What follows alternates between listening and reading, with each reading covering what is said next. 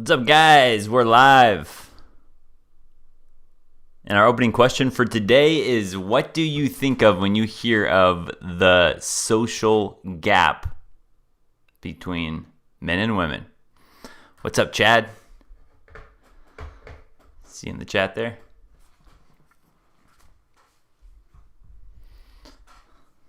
And I'm working with, what do I have today? I'm starting with a 1985 IPA here. Oops. So once again, guys, what do you think of when you hear of the social gap between men and women? We're going to get started in a little under, or about 4 minutes.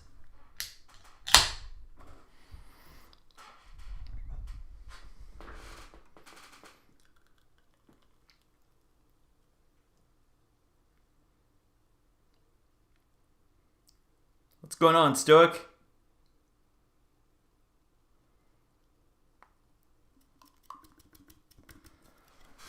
I tell you what, guys, that was a beautiful pour, if I've ever seen one. Hey, male patriarchy, Match Hunter. What's up, guys?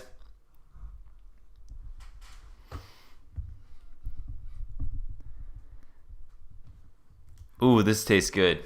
This is tasting good.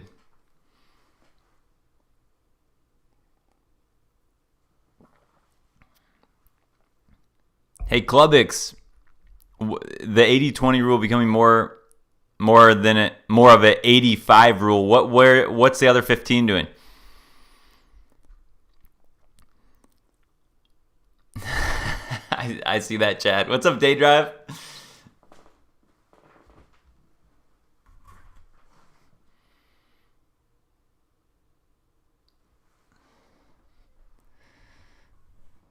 Hey, Nicholas is in the house.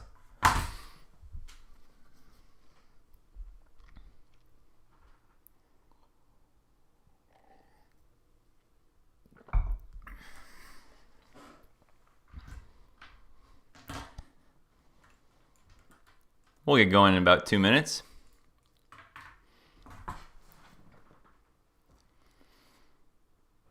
I don't know what you mean by Newman, but OAN, yes. Yes, definitely. Did you mean Newsmax? Oh, there you go. Yeah. Yep. I heard both of them, yeah.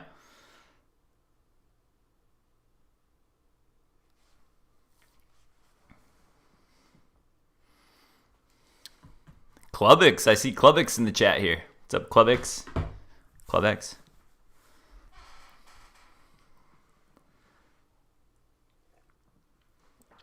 I'll tell you what, guys. I was worried we weren't going to have a stream tonight because of the little YouTube outage a few hours ago.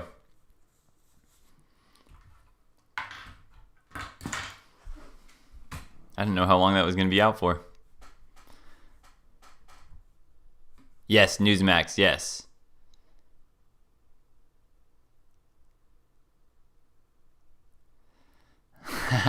Nicholas, kind of a good idea. I used to do that in college for my buddies. But at some point then, how are they going to have context when they show up on the date? I'd rather teach a guy how to do it, but I see what you're saying. Might be something there.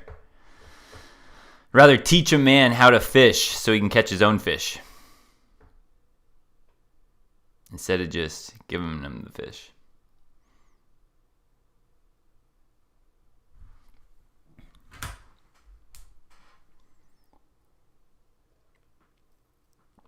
Economic gap. Oh, it's a good day, guys. And for anyone that sticks around for the second half, I'm just as excited and just as optimistic as I was last week.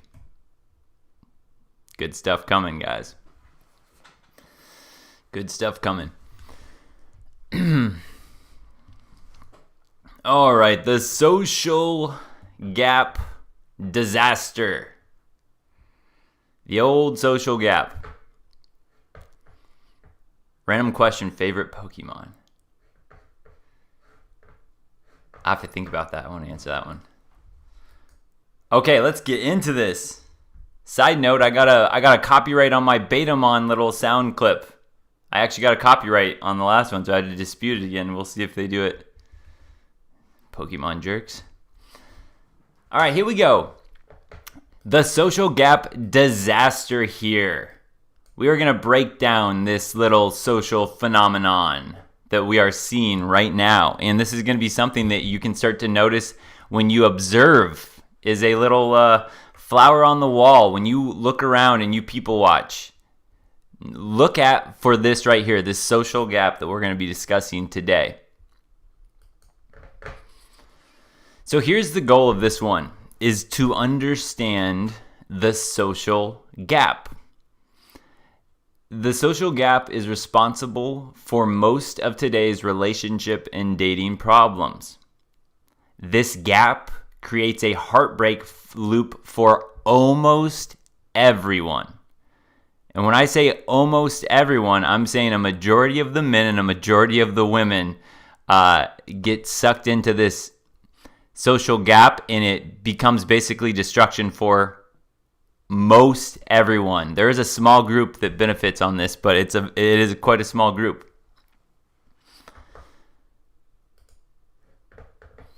So first off, guys, what the heck are we talking about? For this specific presentation, we are dissecting the difference in social skills as it relates specifically to things like body language, voice tonality, wordplay skills, manipulation tactics, and overall competence in dealing with the opposite sex or romantic interests. Same your same sex, you fly that route. It's that competence, that social competence in dealing with someone that you are attracted to. And I'm going to kind of sum up all of that, what I just mentioned there: body language, voice tonality, wordplay skills, manipulation tactics, overall competence in that whole arena. I'm going to sum that up as social IQ for the sum of this. That it's not all encompassing, but just for the sake of this presentation, we're going to sum that up as social IQ. So again, the social gap, what is it? In the way that I'm going to relate it here, it's in any romantic or sexual relationship, the overall social IQ should be similar. When there is too much of a gap between the skills, it gets messy. When there's too much of a gap between somebody that has way too much of experience with this whole dating arena, all these social skills that you learn from going on multiple dates and observing and learning all that. When the gap is too far in one person's favor, then bad things can happen. It gets messy, and even more so when you're talking about with women because of hypergamy. But this can be messy for the women involved in this as well, and we'll cover that towards the end.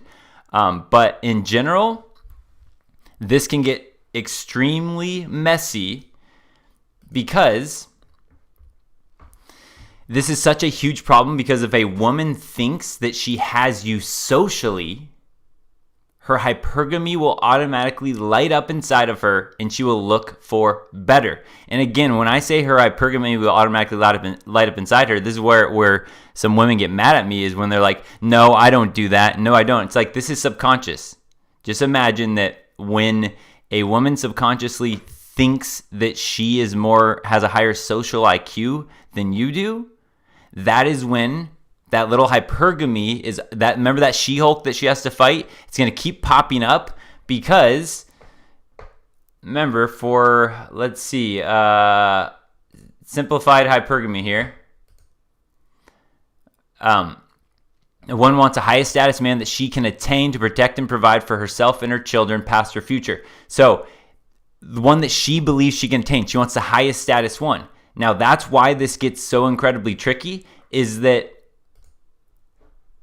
wait a second, there we go. Is that if she believes that she has a guy socially, that is going to put her as, I'm above this guy. And that is, again, why you can say, like, all right, well, this guy could spend his entire life and he has this incredible career. He has all these finances. He has all these other assets going for him. But if her and him sit down together and she knows she can run circles around that guy in this social game, that social IQ, then that's why this is so crazy, because it's like, rationally and logically, the woman won't go, well, look at everything else he's bringing to my life. It's just that hypergamy is going to go, man, I have this guy. And so subconsciously, she will look down upon this man. Even if he has the financial assets, he has these other things in all these other arenas, when she is sitting down one-on-one with you, if she believes she has you, she gets bored, and then her hypergamy is like, well, it was too easy. And if it was too easy, that means I probably could have done better. I could have gotten better with somebody that made me chase a little bit more. And then she looks at the guy she's currently with is some little beta mon, or she doesn't even respect them as much as she knows she should, and she can't even rationalize it. She's like, I don't understand why he seems like the perfect guy. He seems like the perfect boyfriend, the perfect husband, but I just don't feel the spark. So all sorts of that crazy stuff will happen if she believes that she has a higher social IQ than you do. And when we broke down a lot of videos in the past where, I'll analyze between a man and a woman, they're talking and stuff, and I'll be like, look at that. You see that move she did right there? He has no clue. He's clueless. That's what we mean about this, is like, again, everything else, wow, this guy has everything going for him, but you sit in front of her, the rest of that just vanishes because she's like, God, I have this guy. You're putty in her hand because she's had so much practice in that arena.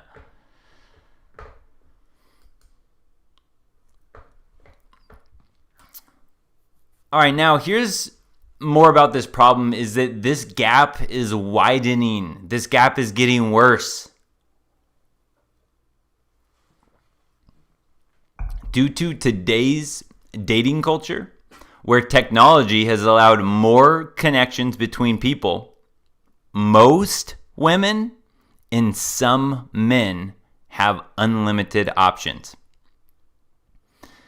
Most women and some men have unlimited options.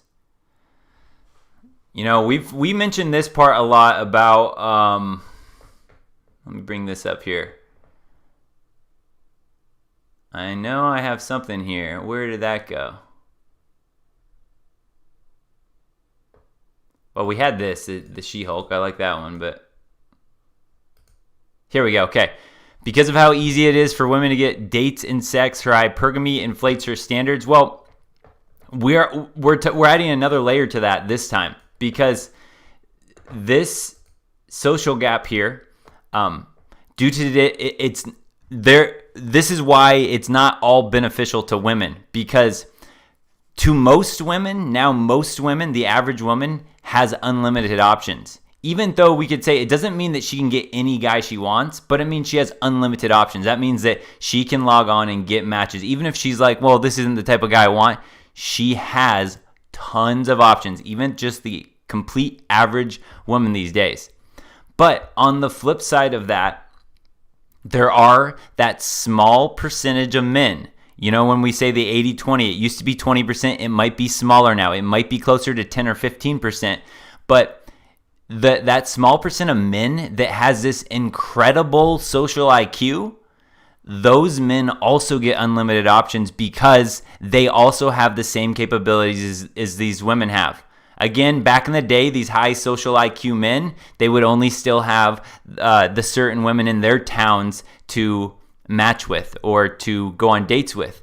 Just like we always say that this is a problem that women now have, they can match and date all these alphas from all around. Well, for that small minority of, the Chad and Tyrones of the world, this happens to where now they have so many options too that they don't need to settle down. They don't have to commit to anything. So that's why then, right, the only people that come out ahead on this entire new social dilemma we're at are those high socially intelligent men, that small percentage, because they literally have the pick of whatever the heck they want, and they choose whether they want to commit or not.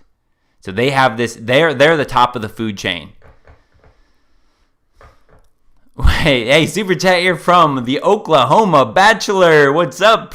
Appreciate it, man. He says, Plenty of Fish has lives now. Absolute cesspool. I have not been on Plenty of Fish in a long time now. What do you guys think? Is that, so you guys saying, any of you guys in the chat have done Plenty of Fish recently? I haven't done it for years. The online dating site.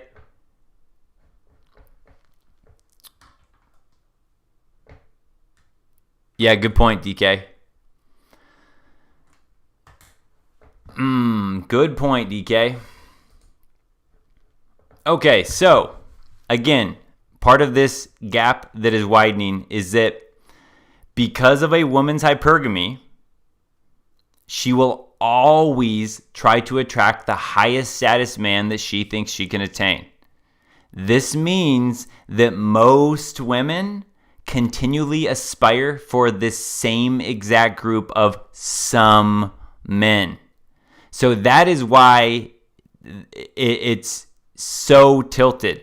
The difference, right, is between men and women is, a lot of times the men will go across what they believe, another equal. They'll be happy to date, what they see as a woman that's their equal. They would be happy to date. They'd be happy to date down, someone that they know they're bringing more status to. But we all know that for women, it's not true. For women, they always go for up. They always have to date up. And that's why this whole shift is so lopsided, is because now, since most women have unlimited options, they're all chasing the same high social IQ men, those high status men. But all of them are chasing that small, tiny group of 20% or less than 20% of men. And so like this picture we got here, we got the Beliebers here.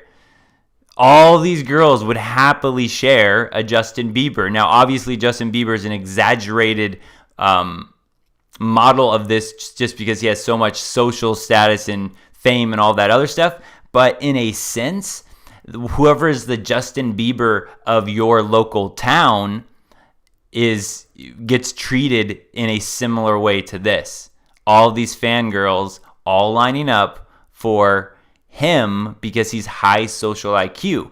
And so again, they will fight after, they will compete with 35 different women for this one man, even though there could be a line right next to her of this other guy with nobody in that line. It's like, no, I don't want to go in that line. I'm going to compete with these other 35 women to get this guy. That's who I want. This man.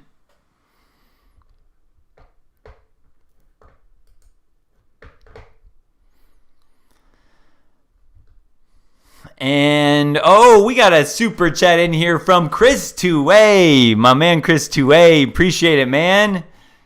Says, thanks for content. Looking forward to the second half. Feeling better about it each day.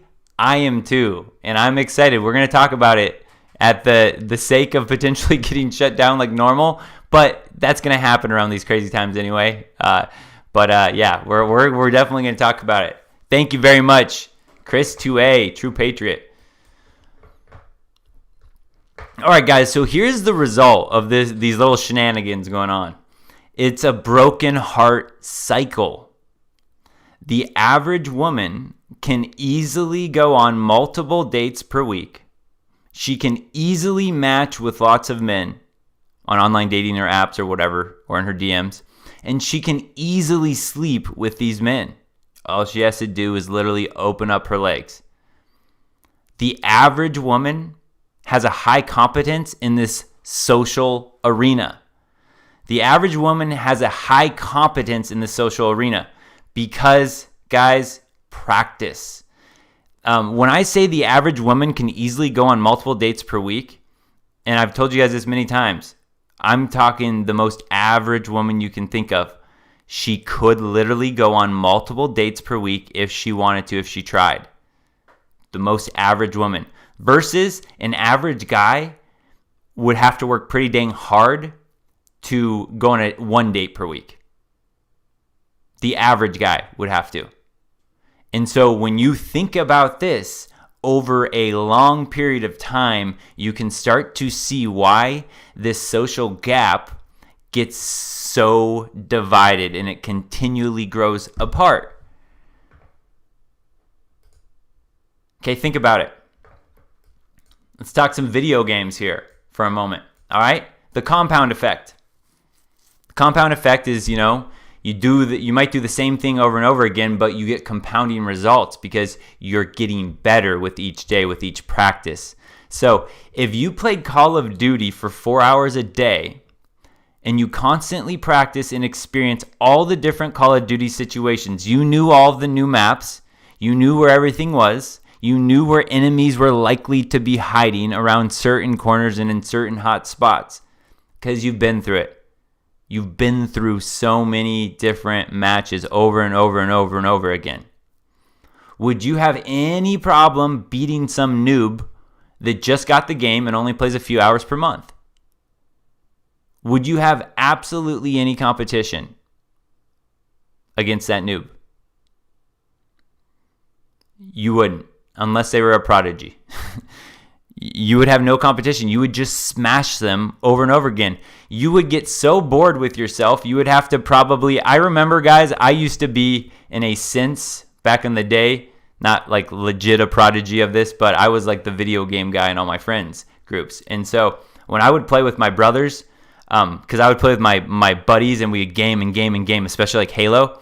And I got an addictive personality. So when I get into something, I don't quit. And I keep playing. And I just love to keep learning and stuff. So it would get to the points where I would practice so much with my friends, or I'd play Xbox Live, that when I would play with my buddies locally or my brothers, they literally wouldn't play with me unless I had to invert my controller, the settings, so that up was down, left was right, and things were backwards, so that when I was aiming, I would have to do everything backwards. They would have to handicap me because it wasn't fun for them, and it wasn't fun, frankly, for me if I didn't have a handicap like that. In the same kind of instance, I got obsessed with ping pong in my middle school, high school days. And it got to the point where I would play anyone that thought they were good at ping pong in my whole high school, and I became the guy in my high school that was the best at ping pong. And then I would get challengers from rival high schools that they would throw me their best ping pong player, and we'd go, and have battles. So it would get to the point where I'd play so much ping pong, and I'm left-handed, that when I would play with my buddies, kind of for fun, I would literally play right-handed, or I would play Oriental style. I would switch it upside down and play like all funky, like the Oriental style they play, to give them some type of competition so it was fun for them and to entertain myself. So in a similar sense of things, when women have matched with hundreds and thousands of men and they've been dating and doing the online dating thing on that, that arena, they've gone on sometimes hundreds or thousands of dates. Think about that. If a guy that has a really hard time getting a girl out on one date, he goes and he shows up on this date and he's super nervous and all that stuff. Well, this girl that he's lining up against, this is her, 3,000, I'm having a hard time saying that word, 3,000th date. So every time he says something, and it's like maybe that wasn't a very good, smooth conversation, right? To him, he's all nervous and all this stuff. She's been through it so many times that she sees so quickly like, oh, I got this guy.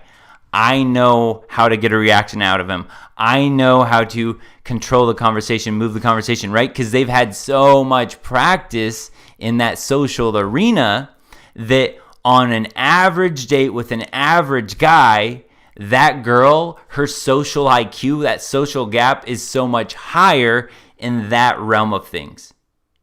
Now, again, we could argue this, that so maybe there's a guy that his social IQ, like he's a leader at work, so he can lead a meeting. Maybe you could say, well, this girl that I went on a date with, wouldn't know what to do. She couldn't get up in front of a room and lead the meeting. It doesn't matter. That's not what I'm talking about. The social IQ is in that intersexual dynamics, the game. How much game do you have? When you're sitting across the table from her, she's going to be able to tell, how much game you have. It's kind of like, if you have game, you know what game looks like. Like, it takes one to know one type thing. So, yeah, I mean, girls that have the game, whatever, they can tell really, really quickly whether a guy has it or not. And if a guy has game, then all of a sudden they buckle up and they're like, this will be fun because I don't know what's going to happen. I don't know if he likes me. Versus the guy that's like, he shows up on a date, he's all nervous. Oh my God, he's sweating. You look so beautiful. Oh my gosh, you look so great. Oh, yeah, wow, you're so cool. Wow, it's so fun getting to know you on on online dating and all that, right? A lot of times, think how easy that is. He starts with something like that, and it seems, oh, he's nice. Oh, in the Disney movies, it works. When I watched The Notebook growing up, that's the way. That's the key to a woman's heart. But at that moment, that girl just goes, oh, wow. It's the beginning of the date, and her entire night, she's already like, this sucks. And now her entire night is, she's like, how long do I pretend like I want to be on this date before I make up an excuse that my stomach hurts, or before my girlfriend calls me crying saying her boyfriend just broke up with her and I need to go consult her? That's when she goes to the bathroom. She takes out her phone and calls her girlfriend and says, hey, I need you to call me in 15 minutes and make it really believable. Can you give me the fake tears this time? That's what will happen if you show up and she has a higher social IQ than you, or she perceives that she has a higher social IQ than you do. It's the same way as you playing a video game over and over again, and then a girl gets on you, you're going to play against her, and you're like, she's never even picked up an Xbox controller. You just know you're going to laugh at her because you're like, oh, I know how to do it. You're a master, she's a disaster. Well, that's how a lot of women feel in today's dating game, because they've experienced, and that's the thing, is that a lot of women, again, since it's so easy even for the average woman, all of these women, even the good-looking girls, they can see their not so attractive girlfriends that get action whenever the heck they want. So again, women also have this perceived idea that it's easy for everybody. They have this perceived idea that guys are going on just as many dates as they are. They have this idea in their head that guys are sleeping with, as many women as they are sleeping with men, because remember, those women are going after the men that do that. Those women are going after those high social IQ men that are doing that. So they have no idea. They have no idea that when they go on a date and they're just like, wow, the dating scene sucks now. All these guys are so awkward and all that. It's like they don't realize that they're just masters because they've gone on 3 million dates. And they just don't understand that that's out of the reality of most average men.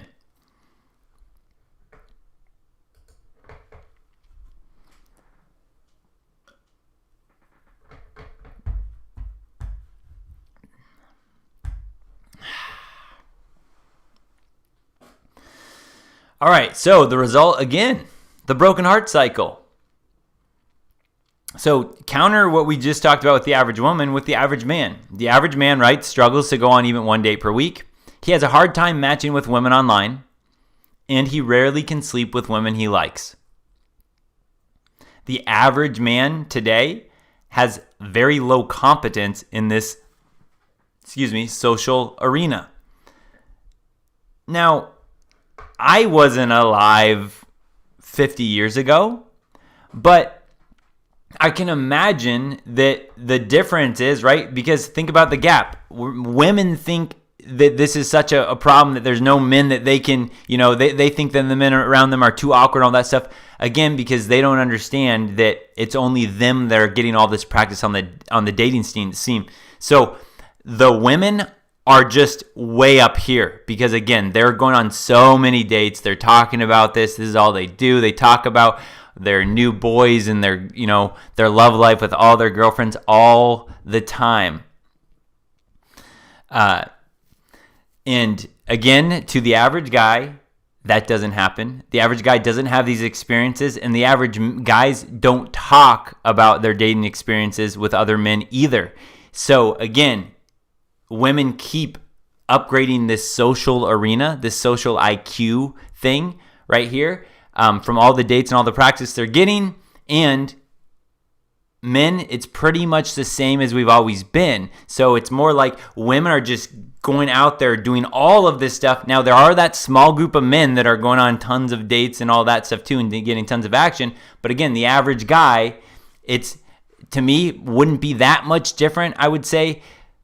Well, there are definitely other things in society that would, influence this. But again, it's just women have, and this is how they'll portray it in the media, is they'll say, women have leveled up and men need to catch up. But again, in reality, it's just hypergamy has run rampant.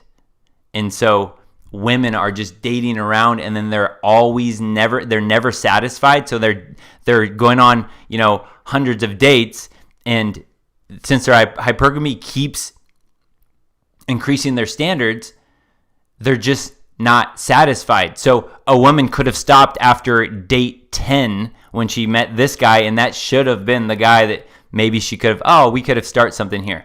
But her hypergamy keeps leveling up. Again, by now, date 10, that guy becomes below her.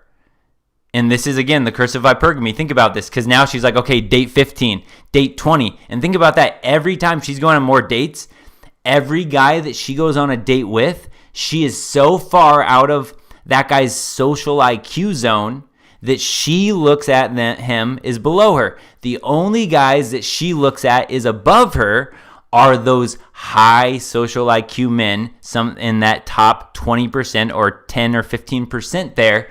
But again, right, those guys aren't going to settle for her. Why would they? They have all the options in the world. That's why this becomes a heartbreak cycle. It's a heartbreak cycle for the simps. It's a heartbreak cycle for the thoughts. It's a heartbreak cycle for any of the men that wanted a traditional family, the women that wanted the traditional family. A lot of cases, heartbreaks in those as well now. And then the only people that aren't screwed over by this type of culture is the Chad and Tyrones at the top of the totem pole, those high social IQ men.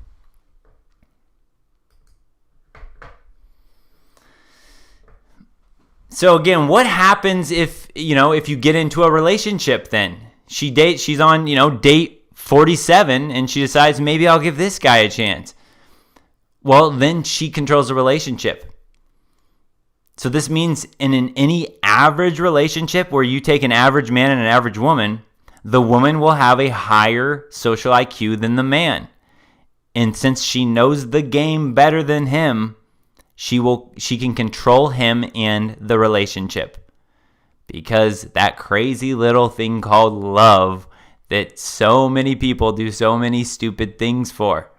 That is why, regardless of what she's bringing to the table, so many guys get sucked in and they fall into this because her social IQ is so high that women know how to, I watch things now and it's like there's such micro breakdowns of these little things I see a woman do, and the way that she changes her hair and bats her eyes and does this little flutter. It's like these micro moves they use, and I go, what she just did there was so socially intelligent, because that little thing she did there, look how the guy just reacted. He fawned all over her after she did that move. Like this stuff, I see it all the time. I see these little things she does. I see how she distracts when he's about to ask her a question that she doesn't want. We talk about that too when we break down videos. It's like, watch her now. Watch her just distract him. And he has no idea what's going on.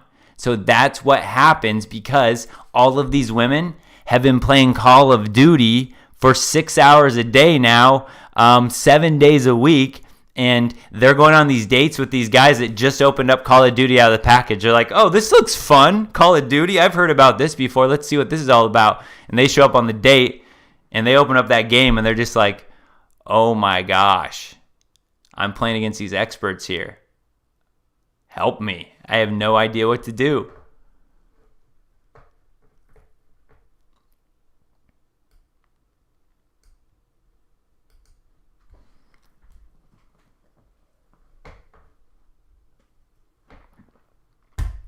So, now we get to the stud man, the Chad the Tyrones. He controls all. Now these few stud men have lots of high social IQ women competing after them. This means that this stud man has way more competence and a higher social IQ because he sits at the top of the food chain, which is less than 20%. Now, this is why it gets really interesting in my own mind, is that, right, we have all of these women, the average woman that has, the average woman that has gone on, right, so many dates, she has this inflated ego, this inflated confidence. And I see this too. I know this type of woman. I can feel it on them when I'm, matching with this girl online with a few messages. I can feel like what type of woman this is. I've been on dates before for sure where women are like brag about, yeah, the last guy, all these guys are fawning all over me and they're just all over, and like they'll brag. They have this cockiness, this arrogance to them. Well, what happens to those women though is, think about this. Okay, here's the woman.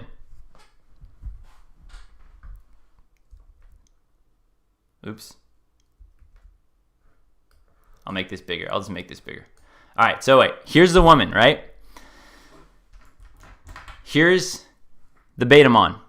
Okay, so a woman goes on date 1 with Betamon. Too easy. She goes on another date with Betamon. Another date, another date, another date. So this woman, by date 20, even if another Betamon comes along, right, it's too easy for her. She knows how to work circles around that. But now, even not a Betamon, let's just say an average guy, pretty sociable, comes along. Well, now she's been on 20 dates with Betamon, right? So she's had all this extra experience. So even this guy, she outmaneuvers this guy. So she keeps going on dates. Then she gets more Betamon in her cycle. Then she gets more somewhat sociable guys in the cycle. These are the guys that probably should have been a fit for her if she hadn't been on so many dates, but her hypergamy now is like, nope, he's lesser than me, right? Her social IQ has outpeaked his, so now the average guy that she probably should have ended up with, she now looks down on him. So here's why it gets interesting. These women have all this practice. So let's just say that this woman has 300 dates from Betamon or even average men, average social men. Well, now she meets King Chad or King Tyrone here. Now, here's the thing about King Chad or King Tyrone. King Chad or Tyrone, he's had these type of women that have already been on 300 dates. These are all the type of women that compete after him. So it's like this is a brand new landmark for these women. They haven't experienced a guy that can play the game better than they can. They haven't experienced a guy that knows, instead of the girl knowing how to like, oh, I can say this and compliment him and I'll get him eaten out of my hand and he'll be seeing goo goo gaga. It's like that guy goes, hey, I know exactly what I'm going to say to her right here that's totally going to fry her mind. She's going to be like, what the heck do I do? And then she's going to pretend like she's butthurt, and then she's going to playfully hit me, and then game over. She's mine, right? So the King Chad or Tyrone, they've been through so many situations, but they've been through these situations with the top of the top already. So when this girl comes in, she's all cocky. She's like, it's going to be another Betamon or whatever. She's not prepared for King Chad or King Tyrone. King Chad or King Tyrone, they know exactly what to say or not to say until this girl cracks, because they've been through this type of girl. To King Chad or Tyrone, this 300 experienced date girl is the same as basically a Betamon to one of these women. He's been through it so many times. His social IQ is higher, so he rules the game. He rules the show. And again, with attraction, women look up to men. They want to always respect men. They want the man to be higher than her. She wants to be able to aspire. She wants that man to be the leader. So that is the guy then that these women go on a date with him. And it's like, wait, he didn't text me back like all these other guys would do. He didn't tell me how beautiful I was, at the start. He didn't do blah, blah, blah. He didn't blah, blah, blah. So it messes with her, and now she wants this guy. Her hypergamy goes, why can't I get him? Why can't I get him? Man, that must mean that he's really high status. Remember, her hypergamy will always try to maximize its effort, the top man that she can attain. So when she gets that signal, I can't attain you, by the way that this guy's reacting or not reacting, or just by the way he's holding himself or playing it, that's when her hypergamy, it works now to this guy's advantage. Hypergamy poops all over the beta mon. Her hypergamy even poops all over the average social IQ men at that stage, because her hypergamy is like, nope, I can have him. But hypergamy works in Chad and Tyrone's favor, because hypergamy now goes, we want him. We want him. They get consumed like Gollum from The Ring. That's their precious, and that's what they want, and they'll get it no matter what. And this is why you hear stories over and over and over and over again. Why did you keep going back to that guy that didn't treat you well? Why do you keep going back for the guy that won't commit to you? Why the bad boy? Why the jerk? Why? Because that guy has a higher social IQ than she does. And it intrigues her, and it makes her curious, and she wants to have it.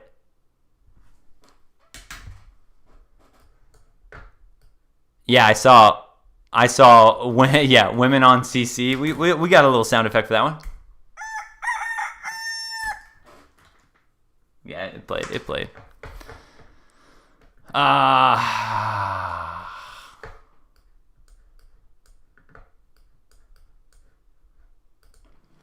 right. Now, here's what happens. The stud man, right? He doesn't settle. Because these men have the pick of the litter, they have no reason or urge to settle down with just one woman. This means that even the highest social IQ woman will always be chasing an unfulfillable dream. She's always going to have that alpha widow syndrome. That is, again, what we call the curse of hypergamy. As she dates around, her hypergamy will never settle for a man that she already knows she can get. So by the time she meets a man that should be a great fit for her, that average guy, right? Not the beta mon. We know that there's simps or whatever out there. We don't blame her for not wanting that. But the guy that's like, okay, this would be the good fit for her. The guy that she actually, thinks she wants, or she says, well, this is the guy I want, the nice guy that blah, blah, blah. You know all that. By the time she meets this guy, she sees him as lesser. She doesn't want him. No. I deserve better. I deserve the best. I'm Claire from The Bachelorette, the 39-year-old, and I deserve the best, the top dog in the world. And then she chases the untamable alpha.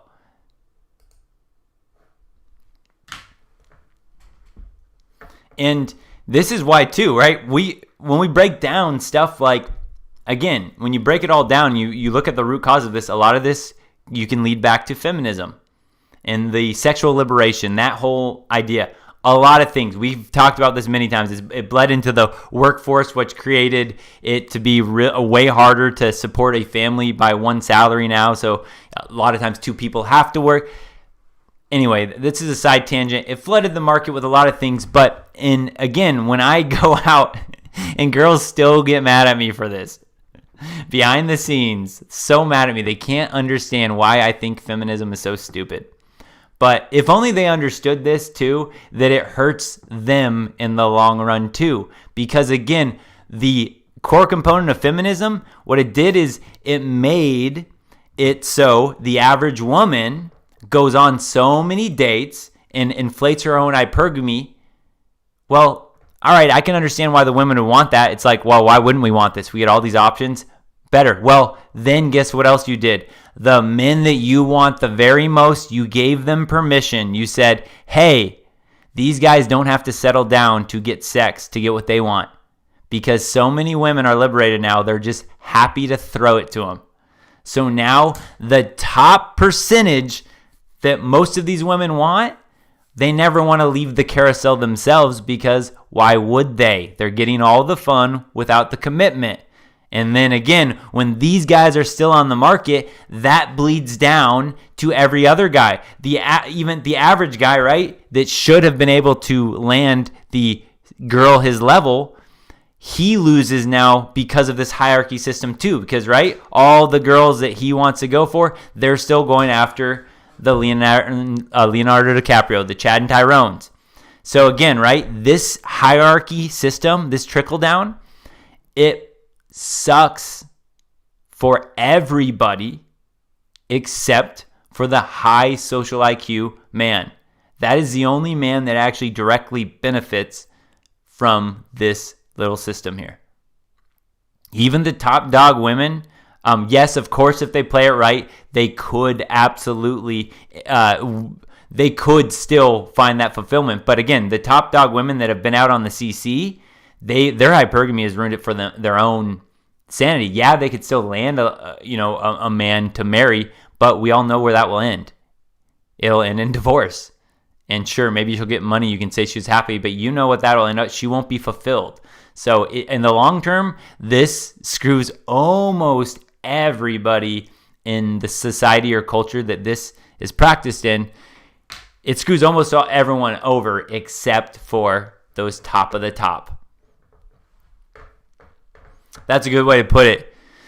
Too many options, better to have only a few. Like in the past, women drank the poison chalice of feminism. That's a great way to put it. It's a great way to put it.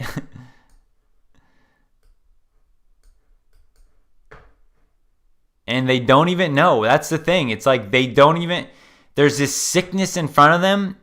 And it's like we could sit here and try to give them the medicine, try to explain it to them. It's like, here's why this is happening. This is not going to end up good for you. I can tell this to all the feminists. This is not going to end up good for this. But they don't want to hear no mansplain to them and all that stuff. But again, that's what's going to happen. They're going to drink that own poison themselves, and they're not even going to know because they don't understand hypergamy, and they don't understand that the average men are not going around sleeping around like crazy like they are. They just have a distorted image of what the actual dating scene is.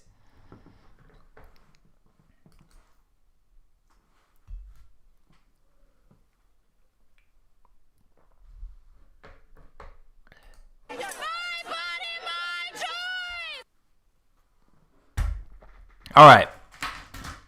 Again, the result, broken heart cycle. Most women compete tirelessly for the few men that have a higher social IQ. These men will give these women false hope and end up creating jaded alpha widows. We're going to end today with a little video that will show some of what we've been talking about. And especially this part here, I have a prediction for the end of the video about, the alpha widow syndrome. But again, this is exactly what's going to happen. Like with TradCon Tommy, they're going to, or the Call Her Daddy girls even. These girls that are out on the carousel, even if they have all of this status and they're having so much fun right now chasing that thrill, chasing that dopamine hit of the next alpha they can chase after, what will happen is it will create jaded alpha widows, because at some point, some of these women might actually do everything for these men. They might do everything, things they would never do for any other men. They might do it for these top of the top men. But again, just like simps and betamon will do everything for a woman, and that woman could still be like, nope, I'm not interested. Sorry, thanks for doing all that, but she kind of just takes it. She just, thanks for buying me that free meal, but I had no intention of anything else, right? She just takes what he's given her. In that same instance, right, these women, they get one of these high status men, and again, they haven't been around him enough. That guy has higher social IQ. These women get desperate. They do anything. They treat this man like a king. I'm not saying they always do, but a lot of times the guy right here gets treated so dang well by these women, and then he still doesn't want to commit to them. So these women go, all men are like that. I gave him the world and he didn't appreciate it. All men are cheaters. No men are loyal. And then she carries this jaded alpha widow mindset with her and takes it out on the next betamon that she gets in a relationship with. You guys see this social gap and how it plays out, it's like just over and over and over again, we're going to see it in society right now.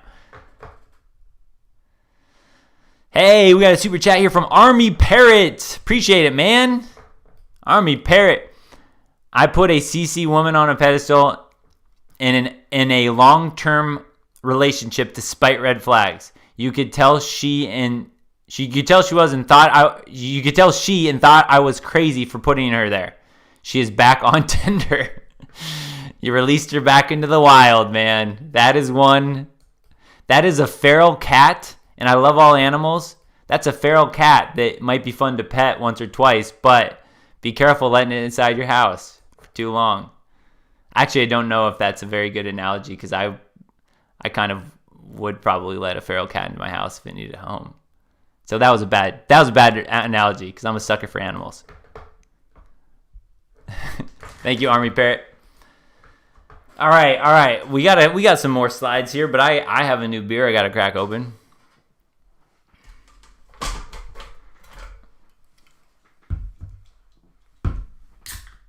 Yeah, catch and release. Exactly.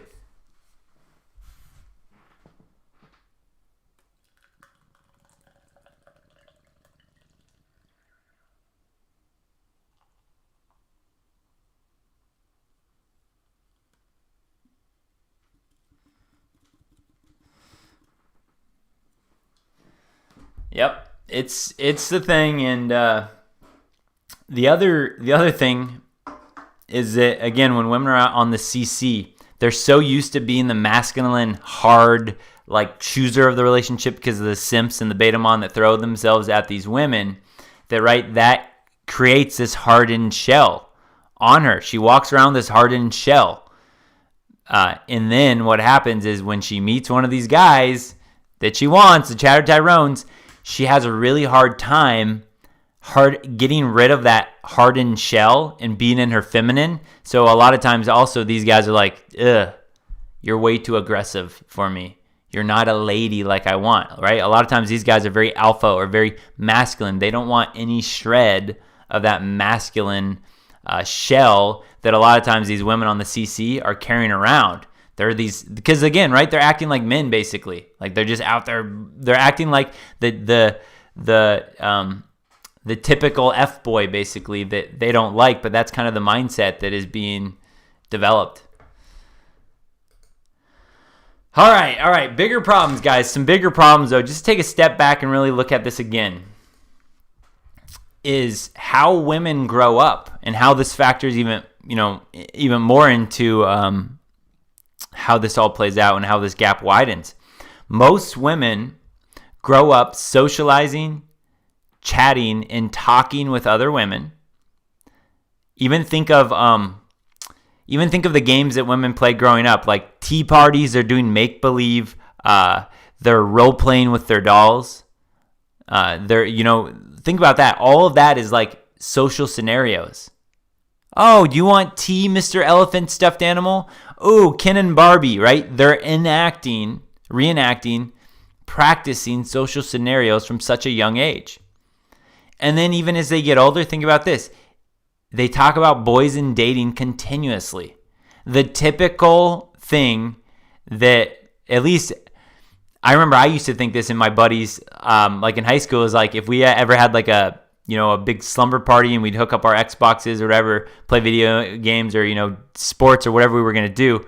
And sometimes it might come up like, hey, all the girls in our, that were our age, maybe they were having a sleepover too. And we're always like, I wonder what they're doing. I wonder what they're talking about. It's like girls spent so much time doing their slumber parties, gossiping, talking about dating, talking about boys. They spend so much time doing that from such a young age. Now, think about how most men grow up. Most men grow up bonding over achievements or completing tasks together. Just think of sports, video games. They rarely spend their time only focusing on women or dating. Like there were very few times growing up that we would just sit there and like, hey, I'm going to invite all my buddies over. No, screw the video. Hey, don't bring over your Xbox. No, let's just talk about girls all night. Like that just doesn't, that didn't happen very often. You'd probably get called a simp by your buddies, rightfully so, if that's all you wanted to do, spend your time chatting about the girls. But even look at these pictures. It gives you a good example of, all right, even look at this picture. Girls are all together. They're kind of open. They're facing each other. This girl's even socially on her phone. This is from Mean Girls. Everything about it is like communication. They're talking. They're together. Think about this. The typical guys hanging out. We're together accomplishing a task together, maybe that's in front of us. But a lot of times, we're not sitting there directly communicating one-on-one. Hey, how are you feeling today? Oh, how does that make you feel? Hey, tell me about your relationships. Tell me about your love life. We're not doing that like women do. We're like, dude, shut up. I'm going to kick your butt in Madden right now. Let's go. $5 says I beat you. Loser has to buy the pizza. You know, it's like guys have a different way, typically, of even growing up on that stage. So if you're thinking about even from the growing up spot, you could see how women have a social advantage just from how they are socialized, in a sense. Just from that over men. And then factor in how the dating scene that we already talked about. So it only adds to this social gap that we see. And now, here's why the gap keeps growing. With technology, with the China virus, in this social media era, women will continue to socialize and date more, while men will continue to socialize and date less. There are so many factors, guys, that are contributing to this, but if we went all the way back just to what we started with, the girls are going on way more dates or whatever. Big social disparity, big social difference. They're already starting with a higher social IQ because of how much they talk about this when they're younger, growing up.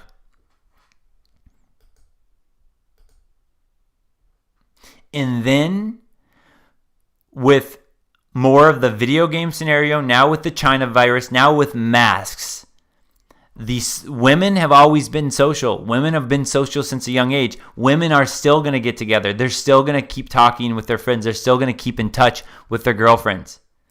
But with stuff like the China virus and this whole quarantine, that is also going to affect all this because it's going to be a lot easier for the men that just want to play video games to continually keep playing video games. And you know I love video games, but I'm thinking of these kids that grew up in this environment where that's all they did. I remember very vividly that my parents we'd get a half an hour of TV or video games per day we were allowed. Maybe it was only on weekdays. It was a half an hour of TV or video games we were allowed, our freebie. But after that half hour, if we wanted to spend another half hour or hour on electronics, we had to go outside and play. Or we had to do something without electronics. Read for an hour if you want to watch another hour of television. So that was stuff that I grew up with. I loved video games. I played a lot of video games. But there's kids today that they literally, their whole entire life is video games. That's all they know on the social aspect. There's not a lot of women like that. Even the women that are gamers, you know what happened to them. They get a bunch of simps that flock to them, and then they start a channel, and all of a sudden they got simps and all that social interaction going on right then and there. But to a lot of men, you could even say, well, I'm getting my social contact with my Xbox Live microphone. But again, that doesn't matter. All of that doesn't matter. What matters is when you sit face to face with a woman, that social IQ in that scenario between you and her. So any of these guys that finally go and they get on a date now, it's like, how are they going to even have a chance? And then think about that. That guy goes on one date and he just feels so nervous, everything, because he hasn't had practice. And this woman's had so much practice. What are the chances that that guy is going to want to work hard at all to try to go on another date and live through that experience? Those are very real things that I think about, and it's scary to me just seeing how far this gap is going to shift and what the heck to do about that. I don't know. Maybe you guys do.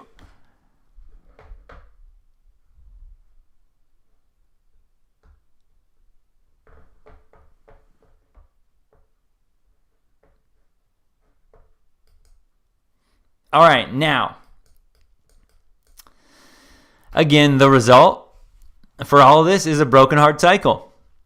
Most women will unhappily hold the power in most relationships, leaving both miserable. Remember, on an average relationship, the average woman is going to have such a higher social IQ in that arena than the average man, which means the average relationship, most women will unhappily hold the power in most relationships, leaving both miserable.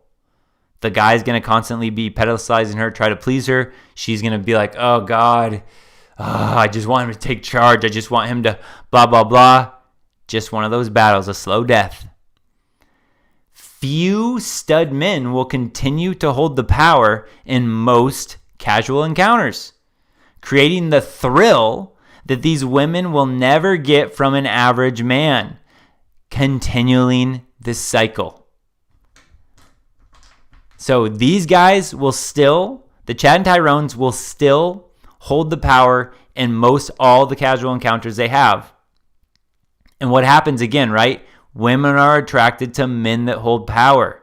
This is what we talk about when we say status. This is like social status, but in a different, arena. It's like the social status between me and her. If she can feel, let me give you guys a separate example. If let's just say my toilet stopped working right now. I have a couple buddies that are super handy. And if they came over to help me out with it, in that scenario, right, in that environment, no matter what, they become the alpha leader in our little interaction. I look to them to lead because I have no idea what the heck I'm doing. In that same context, that's what I mean. When you get on a date with a girl, she's going to feel whether you have more experience than her or not.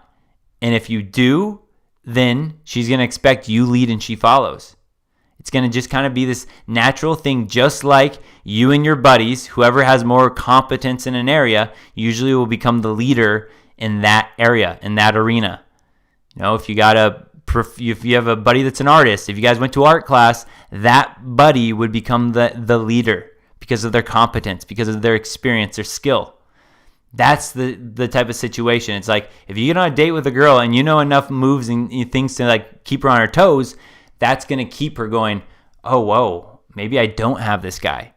Interesting. But once she thinks she has a guy, she doesn't want him anymore. And it just adds to another guy that is going to spark, create those higher standards in her hypergamy.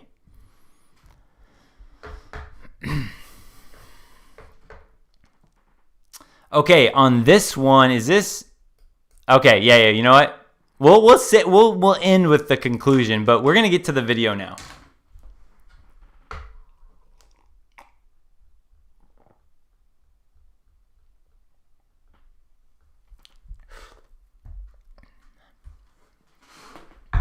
Let's get to a video here. Let's show a little bit of this. I wanted to find the perfect example. I'm not going to say this is the perfect example, but I think that's an interesting enough example. Let's see, we good? We can hear? Boom. Let's give a little... Wait, what's going on? Oh, wait. There we go. Why shouldn't someone date you? Oops. Was that playing this whole time? No, it wasn't. It wasn't. Okay, all right. I want to give you guys a little music. Throw this in here just to get us excited. A little cat game show.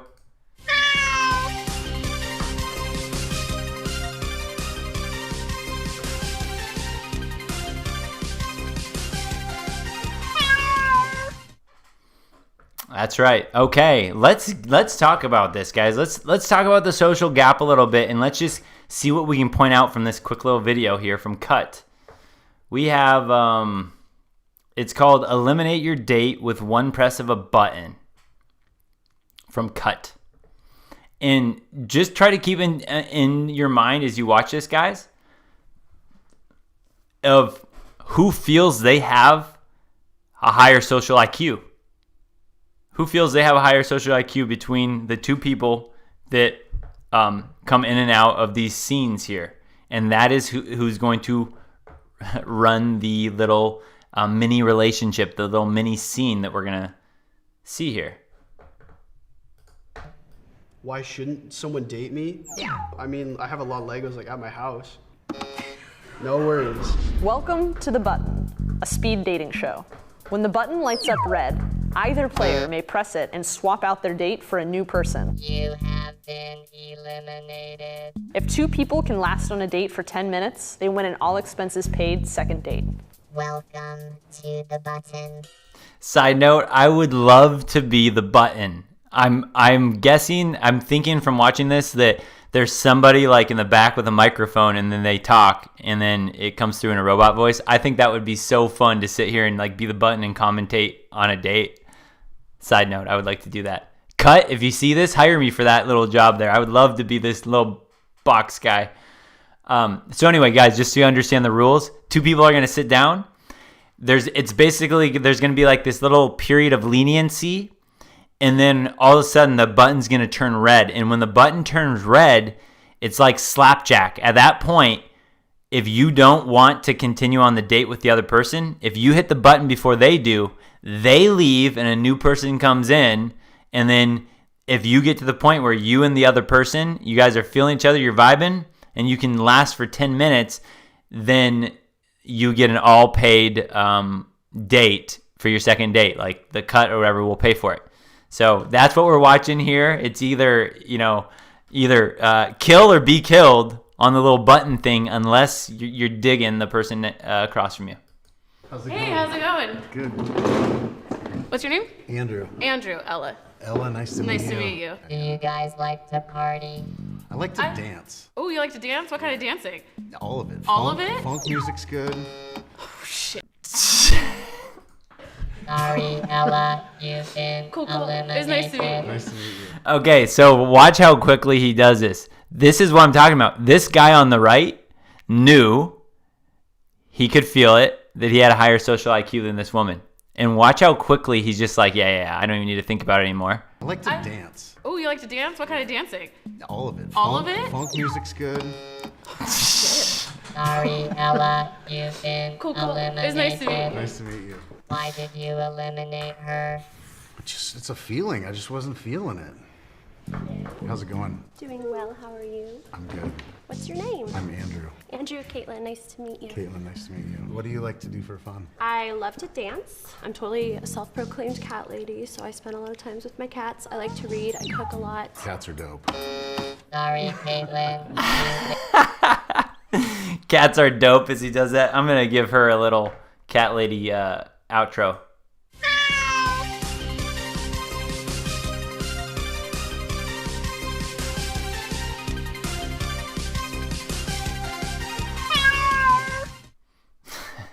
Guys, I was in line to get a coffee this morning. I almost took a picture to show you guys. The lady in front of me had a bumper sticker that said proud cat, crazy cat lady. Oh, classic. I love cats.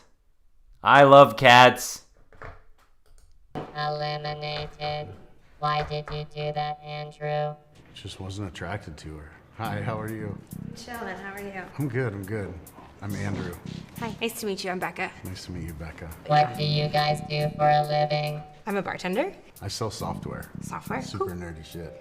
I dig your tattoo. That's dope. Lots of color. Got the flower of life. Yeah. Ask Andrew if he has an age preference. Do you have an age preference? Yeah. Probably 25 to 30. How old are you? I'm 40. Okay. I'm 22. Okay. I'm 22. No offense, but I also don't fall into your thing. You know No, what I that's mean? cool. No, that's cool. Yeah. So, just so we see, right? Just think about this again. The 22-year-old bartender, and again, it's not like a weird thing. She X'd out the guy that was 40 but had, what was he, like some financial job or something like that. Obviously really high status, but again, showing you, in the social arena, that doesn't matter. This 22-year-old bartender goes, she feels I'm higher social IQ than him.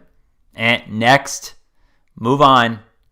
That guy thought he was higher social IQ than those other women. And then this 22-year-old bartender comes in and is like, you haven't seen me yet. I'm hot stuff.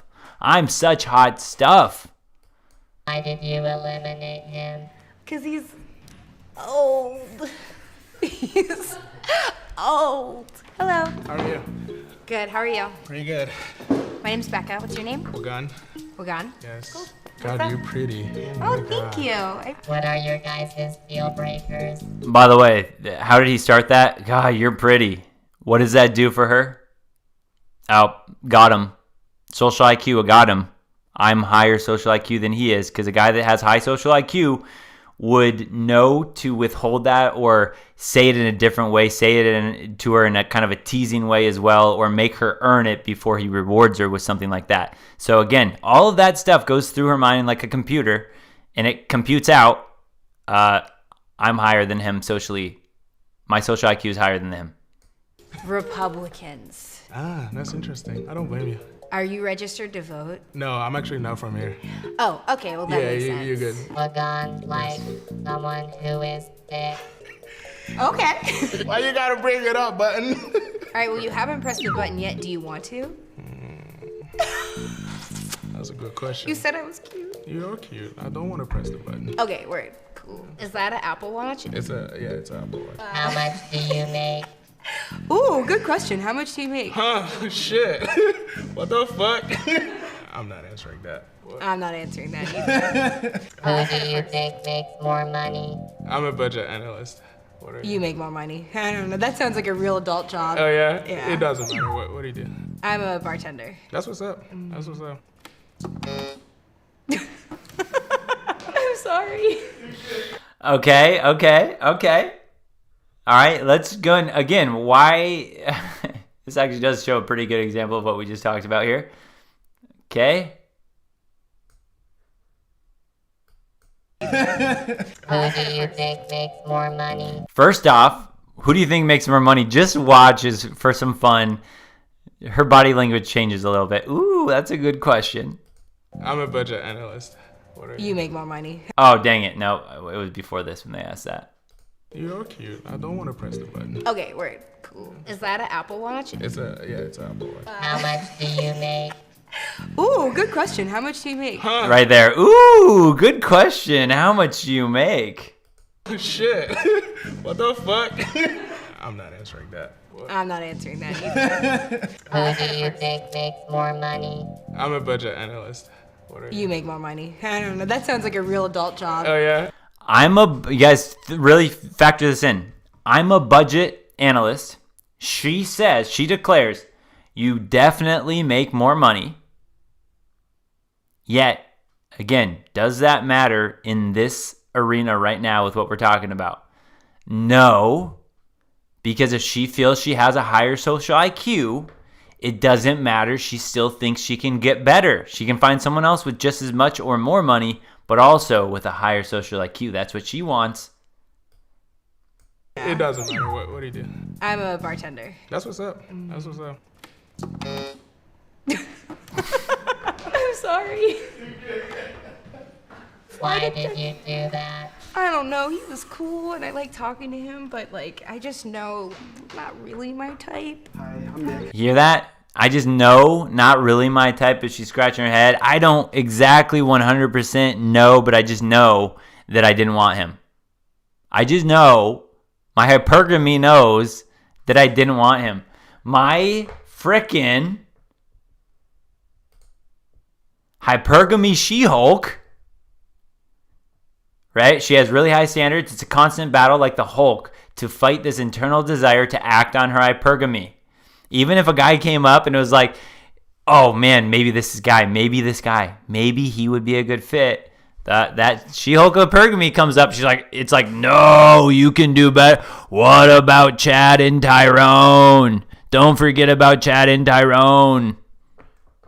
And she has to constantly fight that. The more dates she goes on, the harder it gets to push that She-Hulk down. What's your name? I'm Becca. Nice Becca, to meet nice to you. meet you. How are you? I'm fantastic. How are you doing? Good. Why shouldn't someone date Shut you? up. Listen to her. What do you say? I don't remember. How dare you? Shut up. You're really controlling the butt. It's interrupting. It's rude. What are Yeah. you saying? I don't. Well, it's giving you prompts, and now I don't remember what I was saying. This is awkward. All right, I'm going to stop that and rewind it again because this is what I talked about when I said everything matters as far as where are we at here on okay. I'll remember we're on that page 18. Oh, I can do that? Yeah, let's go to right here. Okay. So this is what I meant when I was trying to break down more specifically like social IQ. Body language, voice tonality, wordplay skills, manipulation tactics, and overall competence in dealing with the opposite sex or romantic interests. I'm going to show you stuff that I see from this guy that is subtle, but it's exactly that right there, that when I can see it, so can she see it. Because I've been on so many of these scenarios too, just like her, that these things ring like a computer in my head, and I notice it right away. I know she does as well. So let's talk about a few of those things. Let's see. It was... Adult job. Oh yeah. Wait. It doesn't matter what. No, we've already done that. I'm not trying to go back to that. This guy. Okay. Watch him. I'm Becca. Nice Becca, to meet nice to you. meet you. How are you? I'm fantastic. How are you doing? Good. Why shouldn't someone date you? Shut up. That right there, that talking to the box like that, shut up. I don't know how to completely analyze exactly what I'm seeing there, but I don't like it. It's him. Here's how I'm reading into this, and here's how this 22-year-old bartender is reading into this. She's thinking, just like I'm thinking, obviously the box is part of a game. The box is talking to me, and I'm going to show that I'm a white knight and that this is such a queen that I'm going to yell at the box like, hey, box, shh, don't interrupt. My queen is talking. Box, stop talking. Nothing else should be heard except for my queen's voice. She's all that matters.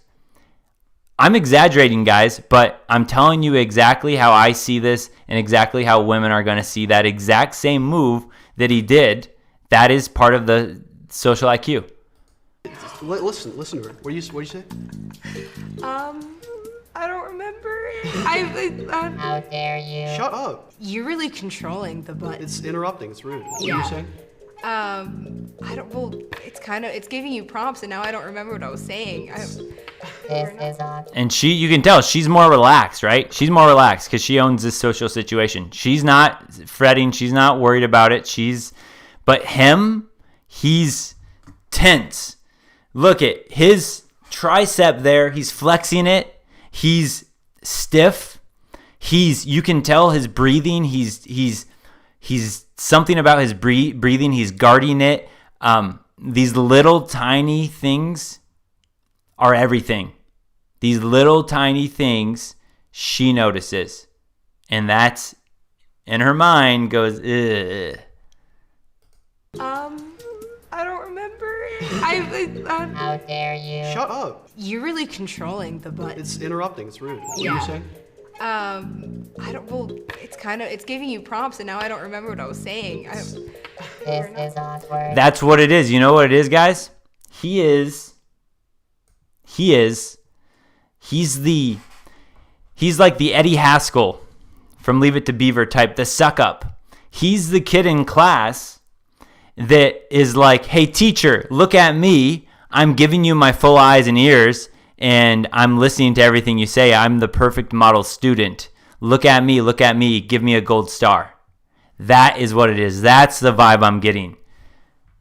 Just watch him again. Well, just think about that. He's that narky kid. And again, I don't know this guy. He could be a cool guy. I'm just, in this interaction, that's how I'm labeling him, is he's the narky kid that is like, teacher, give us a test. Teacher, you make the best test. I'm so excited. Teacher, give us twice as long of a test as you were planning on giving us. I can't wait. He's that kid in class, and everyone's like, oh, God, this guy. Hi, I'm Nick. What's your name? Is they're like crumbling up paper balls and throwing them at the back of his head because he's obviously sitting in the first row of class, so he can be right next to the teacher. Nice to meet you. How are you? I'm fantastic. How are you doing? Good. Why shouldn't someone date Shut you? up. Listen to her. What do you say? I don't remember. How dare you? Shut up. You're really controlling the button. It's interrupting. It's rude. What are Yeah. you saying? I don't. Well, it's giving you prompts, and now I don't remember what I was saying. This is awkward. Yeah, I'm that's doing what my saying. best. This is really hard. What are some of your turnoffs? Like instantly, like no. If a girl drinks like plastic water bottles, like the non-reusable ones, that's Oh, so you're like environment friendly. yeah. Anything food soiled, like food soiled paper, like food soiled napkins, throw it in the compost. Any food waste, like watermelon rinds. Why shouldn't someone date you? Why shouldn't someone date me? Yeah. I mean, I have a lot of Legos like at my house. Tell me more. About Legos, the little like plastic building. No, I know what blocks. Wow, I'm gonna stop you right here, guys. I'm gonna tell you this is a good move on her part. This is like a seductive move. What she does here, she just these are little things she's picked up probably as a bartender as well. She's had so much interaction with people. But this all right, the guy talks about Legos, and honestly, the way she says it, it's like I'm giving her props. It's like that was kind of sexy the way she said that. Those are moves that she's picked up. Those are moves that I can call girls out on. I'm like, I see what you just did there. I saw that look you gave me with your eyes. You know what you're doing. And she's like, what? And it's like when you recognize that and you're aware of that, that is attractive to women because you're on the higher social IQ. Why shouldn't someone date me? Yeah. I mean, I have a lot of Legos like at my house. Tell me more. About Legos, the little like You guys, just look what she does with her face. That is a practice. She's a bartender. She knows, waitresses know how to do this too. That's a smart social IQ move to get somebody, like just even think in this scenario, even though it's practice that she probably is just good at doing this now in conversations because she's learned how to just flirt because that's her job and that's how she gets tips and all that stuff. But even in a subtler power game, it's like, if I can seduce this guy and I can tell he's all into me, there's no way he's hitting that red button. She can seduce him, put him to sleep in her spider web, and then she can be like, red button, because this guy doesn't want to put it. One more time. It's so subtle, guys, but I'm telling you, that's a good move on her part. Date me? Yeah. I mean, I have a lot of Legos like at my house. Tell me more. About Legos, the little like plastic building blocks. No, I know what they are, but why do you have them? Because they're fun. You can just like buy a set and put it together, and then you have like a TIE fighter or some shit. Like, A what? you watch Star Wars? Nah, fam. The Mandalorian takes place like chronologically after Yoda's death in the Star Wars timeline. I like Star Wars, but you could even see the reaction when she's like, all right, my social I can't even fake this anymore. My social IQ is too high for this guy. That's what this look was right here. You just like buy a set and put it together, and then you have like a TIE fighter or some shit. Like, A what? you watch Star Wars? Nah, fam. The Mandalorian takes place like chronologically after Yoda's death in the Star Wars timeline. No worries. so much No about worries. It's it. nice to meet you. Why did you And you know what, though? I'll give him props. I like how he exited that. He's like, no worries. He didn't let that phase him. He wasn't like, oh, I'm heartbroken, whatever. He's just like, no worries. She doesn't like my Star Wars thing, then that's fine. So props to that guy. Props, respect to that. But just as an example, when we talk about the social IQ, it's like, okay, I like fantasy football, but I just know socially on a date with a woman, talking about my fantasy football team is probably one of the most boring things that she would ever hear. It's not a smart move. So in that same arena, going that far with the Star Wars in that instance, socially was not a smart move. Now, again, I like that he's just like following his passion, all that, but that's where that social IQ, it's like he could still have that passion and get her. See, that's the difference is like, you don't have to give up your passions. You can be excited about your passions. But the difference is I would get her bought in first. And then if I was that big of a Star Wars fan, I would get her so bought in, and then I would get her to buy into Star Wars with me, and I would get her to role play and be like Princess Leia, and I'd get her to do all these things, and I would get her to be super obsessed with Star Wars, but I would do it slowly. I would put her in my spider web rather than just wrapping up and dying in her spider web, which is what a lot of guys do. Do that. It's just kind of nerdy. I don't know. I mean, I guess it's not a deal breaker if you like know a lot about Star Wars, but like, I feel like such a bitch. Hi. So you're the one on the streak, huh? I'm not trying to. Nah, be. no, I'm just playing with you. Oh, what's your name? Kane, what's yours? Hi, Kane. I'm Becca. Becca, nice to meet you. Nice to meet you too. Kane is a stoner. I am a stoner. Partake. Oh yeah, I'll smoke weed. Oh, fuck yeah. I pretty much only smoke indica. Sativa kind of freaks me out a little bit. Yeah, but only indica all the way. Mellows me out, you know. What was that? What was that? What was what? Did you guys do something with your hands? Yeah, we fist bumped. Can I receive a fist bump? Yeah. Wow. For how long? Becca prefers men over 5'6". I do. Oh, I'm definitely not that, but I'm sure you noticed when I walked in. Yeah. I'm sorry. I was really hoping that you would hit me. Why did you touch? You guys, what are we seeing right here? We are seeing a 22-year-old bartender who is running through the social game. Right? Just think about that. The 22-year-old bartender is running through this social world here.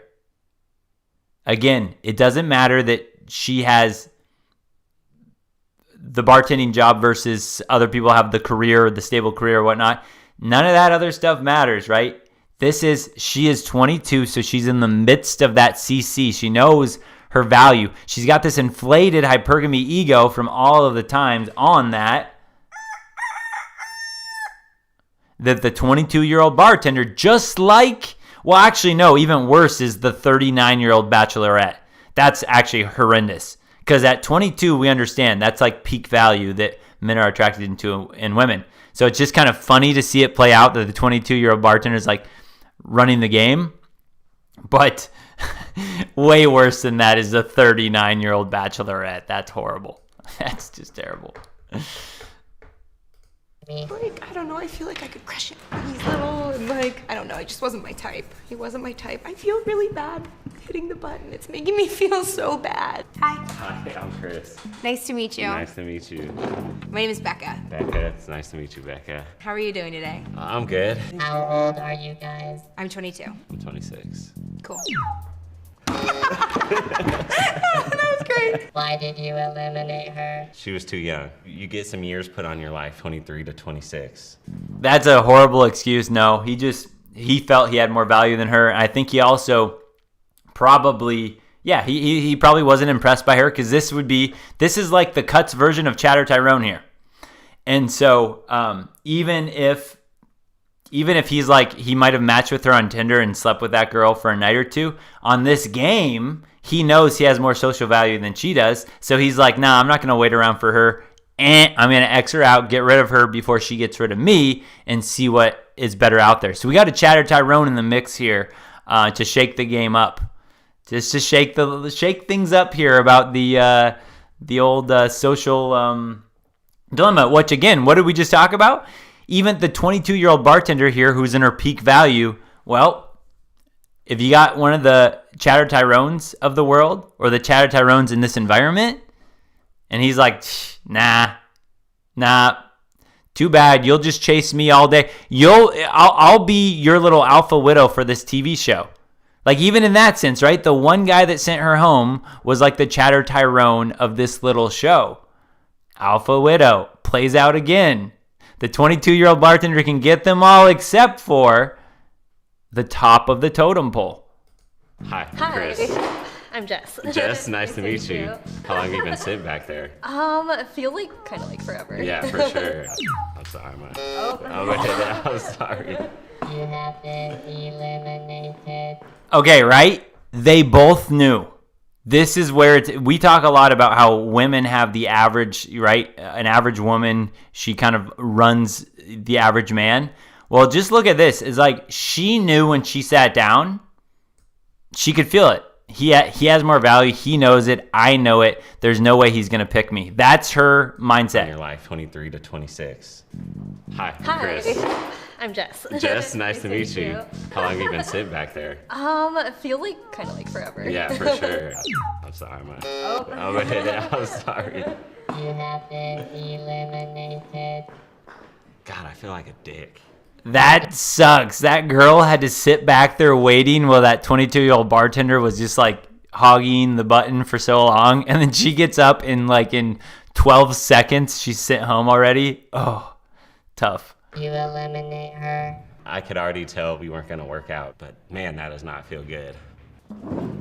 I'm Chris. I'm Hazel. Hazel, nice to meet you. Oh gosh. Ready? No. No. Maybe. I mean, it's pretty easy, I think. I don't know. Were you nervous back there? I was a little nervous. It's weird. Yeah. But sorry, I'm sorry. You guys know, you probably already saw. I'm going to wait in the chat and just see if you guys already pointed out what I'm going to show again. But yeah, I like this guy. He gives me the non-douchey Colin Kaepernick vibes. Sorry if you're a Colin Kaepernick fan. I think he's a douchebag. But yeah, this guy gives me the non-douchey Kaepernick vibes. Yeah. So watch. Yeah, I want to break this down for you guys. Yeah, she knows too. She knows that he knows. They're just waiting for it to turn red. That's how awkward this conversation was. But watch. I'm going to show it to you once again to see if you guys figure it out, and then I'm going to show it to you again and really just point it out for you just to make sure. But I'm Chris. I'm Hazel. Hazel, nice to meet you. Oh gosh. Ready? No. No. Maybe. I mean, it's pretty easy, I think. I don't know. Were you nervous back there? I was a little nervous. It's weird. Yeah. But sorry, I'm sorry. You have been eliminated. Why did so everything I pointed out about that Star Wars guy in the beanie, about him breathing heavy and him being nervous, you could see that in opposite in this scenario, where she so knew that he was out of her league. And then this is what I really wanted to point out is watch. He does it, I think, 3 times subconsciously. Watch his eyeballs. Watch his eyeballs 3 times. Man, that does not feel good. I'm Chris. I'm Hazel. Hazel, nice to meet you. Oh gosh. Ready? No. No. Maybe. I mean, it's pretty easy, I think. I don't know. Were you nervous back there? I was a little nervous. It's weird. Yeah. But sorry, I'm sorry. They knew it. She was waiting. She was like sitting there like tense, just like that other guy, right? She was all tense. She knew it. She was scared. She was nervous. She knew it was coming. And he knew it was coming. He was just making this casual, like, small talk. Oh, you nervous back there? But his eyes don't lie. Subconsciously, he's like, when is that thing turning red? When is that thing turning red? Get me out of this situation. Out, but man, that does not feel good. I'm Chris. I'm Hazel. Okay, watch again. The first eye is very subtle. It's like during this kind of camera, you're gonna see his eyes subtly. Hazel, nice to meet you. Right there. Oh gosh. Ready? Okay, he's trying to hold eye contact. There it is again. Maybe. I mean, it's pretty. That right there, he can't hide. That one was super obvious. But he did it 3 times. So he was trying to be nice. He's like, I should hold eye contact because if I don't, all I'm going to do is stare at this button. So he's trying to do it 3 times. And then they both know. They kind of laugh. It's that awkward laugh like we knew this was going to happen. Oh, well. Pretty easy, I think. I don't know. Were you nervous back there? I was a little nervous. It's weird. Yeah. But sorry, I'm sorry. you have been eliminated? Why did you eliminate her? She just wasn't my type. Wow. Not sure I like this. Why? I just feel so bad. It's not often that guys have to like reject girls, but girls got to do it all the time. It's a weird world we live in. Hello. Yeah, now this is the last part though. And I'll show it to you again, of course. I'll show you this part though. I'm just showing you guys. Now, again, you could say potentially this would have maybe happened in the past. I don't know. I wasn't alive then.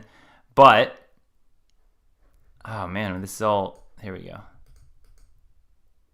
Here we go, right? Watch what happens if both people kind of feel that they're at a similar social IQ. If they both get that feeling, then watch what happens. I'm Emma. Emma, it's nice to meet you, Emma. Are you from Seattle? I'm actually from Maine. From Maine? Yes. That's what? Yeah, How I long road you tripped been? out here this summer. Oh, and nice. Yeah, I'm working out here. Oh, nice, just cause. Yeah, never been to the West Coast. That's a fucking long road trip. Was it worth it so far? It was so worth it, yeah. What is your type? What'd you say? Definitely brunettes and brown eyes. What about you? Tall, dark, and handsome. Okay. You fit You mine guys for sure. described each other. Yeah, definitely. Chris enjoys old Disney movies. Well, I mean, that's just like what I grew up with. So maybe it's nostalgia, but you know, keeps me a kid at heart. How many people have you slept with, Chris? I'm not gonna answer that question. Come on.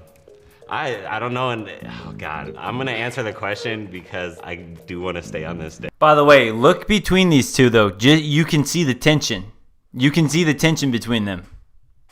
The little the tension that's going on between them. Now, we are going to do a little Prince quiz, guys.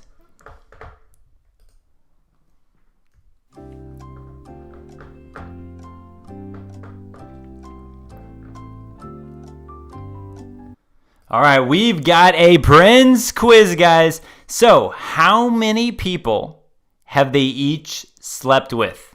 What is your prediction? How many people have each of these people slept with? So, how many for Chris and how many for Emma? What is your prediction? We are going to find out. Well, we're going to find out what they say. But what is your prediction for how many Chris has slept with and how many Emma has slept with?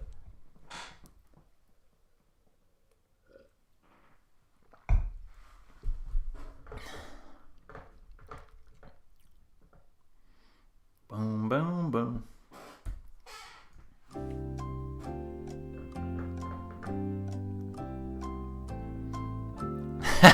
Hey, Chris, your answer, man, I totally agree with, especially when we see this one. Chris, 4, Emma, whatever, 5 to 10, Emma, 10 to 20. Her body count is at least 8. They'll both say 3. 3 times your answer, half his number. I could be wrong. Okay. Ooh, this is good. All right, we're gonna talk about some things then. I see some things in here. We're gonna maybe open up a new little can of worms here.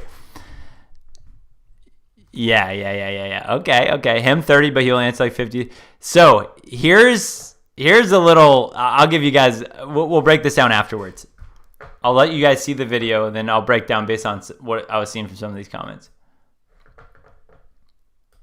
So it's like, fuck it, I'm gonna throw right, all my cards if you on answer, the table. I'll answer. It's around like 60 Okay. to 70, Okay.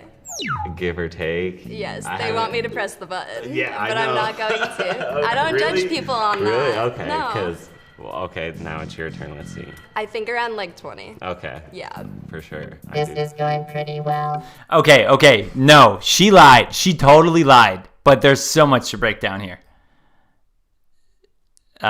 She definitely lied. But okay, first thing to let you guys know. Let's see here. Let's let him answer first. It's around like 60 Okay. to 70. Okay.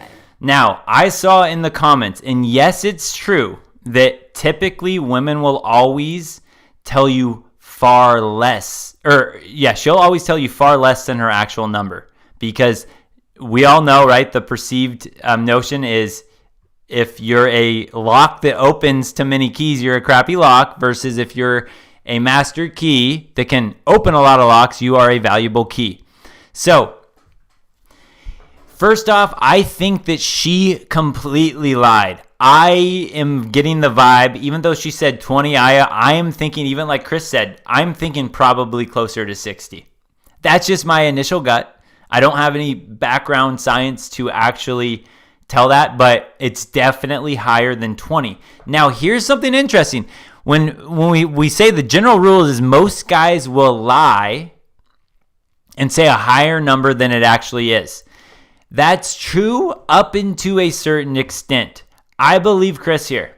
Listen to how he says this. I don't know, and oh god, I'm gonna answer the question because I do want to stay on this date. So okay, he's nervous, not because he's like she'll think of me as inexperienced. He has that confidence. He has that confidence. He's not worried about that. He's right now worried like crap, man. What is too much?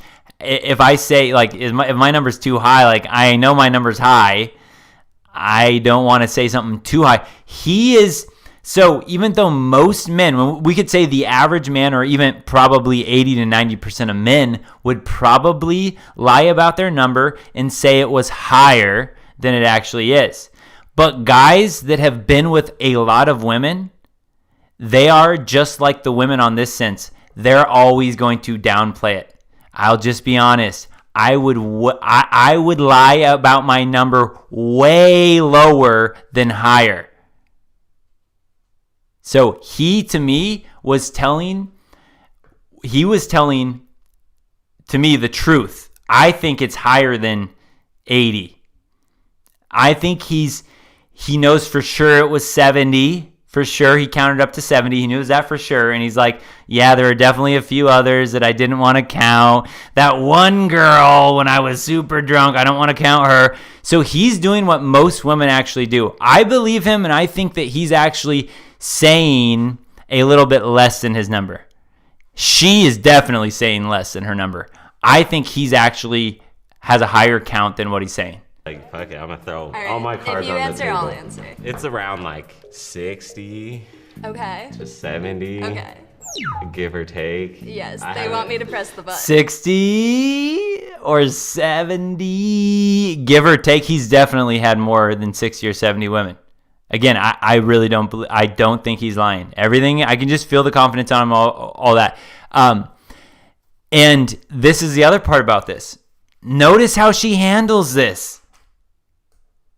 A kid at heart. How many people have you slept with, Chris? I'm not gonna answer that question. Come on.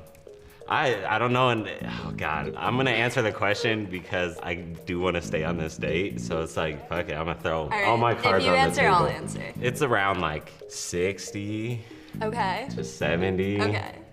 Give or take. Yes, they want me to press the button. Yeah, I but know. I'm not going to. But I'm not going to. Why? Why? Now, again, what is she going to say about this? Her excuse is going to be, I don't judge people for that. Well, why? Because she doesn't want people to judge her for her extremely high body count, way higher than 20. She's practiced that 21 probably since she was in college. Once she hit 20, she was probably like, okay, now it's getting a little high. I'm just going to say 20 from here on out. I know so many women like this. I know so many women, they're like, yeah, hey, I'm still at 9. Like, guys, when you go out with women and you see the behind the scenes where they don't hold back, when you're not shocked by stuff like this, they will reveal all the truth. So I know women that laugh. They sit there and laugh, and they look at each other and they're like, you know, one of the girls might be like, hey, did you sleep with him last night? And she's like, of course I did. And she's like, oh my God, you slut. And she's like, yeah, that makes it up to, looks like, ooh, he was my ninth. And then the other girl's like, wow, another 9th for you. It's like they know they're just joking. They're laughing. They're like, yeah, he's my 9th. She's the 9th. That's going to be the 9th for forever. That's her number. This girl's number is 20. Her number will vary. She'll sleep with plenty more men in her life, but her number will very rarely ever fluctuate above that 20 number. That's where she's comfortable with. She knows 20. She knows that if she said 9 or 10, everyone in her life would be like, no, I can already count on my fingers more than that. So you're lying. So she has to stick as 20 that's like her number that she's going to do. But him, when he says it, listen to how reluctant he is. I'm not gonna answer that question. Come on. And look how much she wants it. I don't know, and oh god, I'm gonna answer the question because Look how giddy she is. Look how excited she is. She knows this guy's a chatter Tyrone. She can feel it on him. So she's like, ooh, tell me. And then watch him. As he says it, it's like he's lying. But again, he's not lying because he's over-explaining how many he's slept with. He's lying, and that's why his voice cracks, because he's underselling what he's done, because he's a chatter Tyrone. He's slept with many, many women, and he knows that's too many. That's in his mind. He's like, okay, that's too many. do want to stay on this date, so it's like, fuck it, I'm gonna throw right, all my cards if you on answer, the I'll table. answer. Here it is. Here comes the lie. Here comes the lie. The voice crack lie. It's around like 60 Okay. to 70. Okay. Give or take. Yes. I- Give you or want me to press take. the button, Yeah, I but I'm know. not going to. I don't Really? judge people on Really? that. Okay. No. Because, well, okay, now it's your turn. Let's see. I think around like 20. Okay. Yeah. I think around like 20 times 5.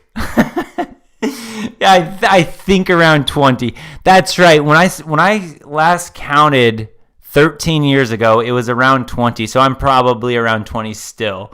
That's how they justify it, guys. I'm not kidding you. They all women have a different number that they're comfortable with. Is like that's their number. Like all women you know in your life, if you have girlfriends that will be real with you, you just sometimes just get it out of them. Just be like, hey, tell me, just give it to me. What's your preset number you tell guys when they ask you? They have one. They all know. But again, certain women will be higher with their number because they know that they can't even pull it over on most people. It's like, I can't even say I've only been with 40 people because everyone knows I've been with way more than that. So I got to be like, I've been with 60.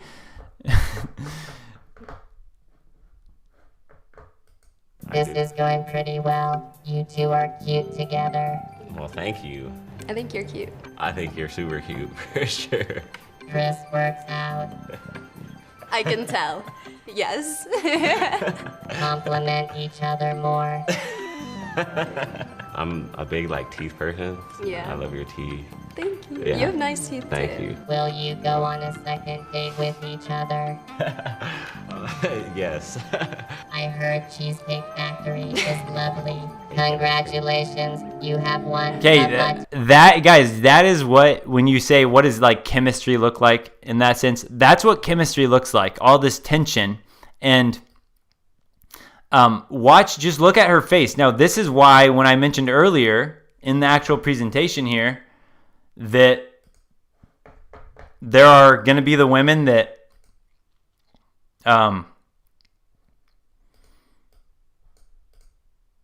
where is it at?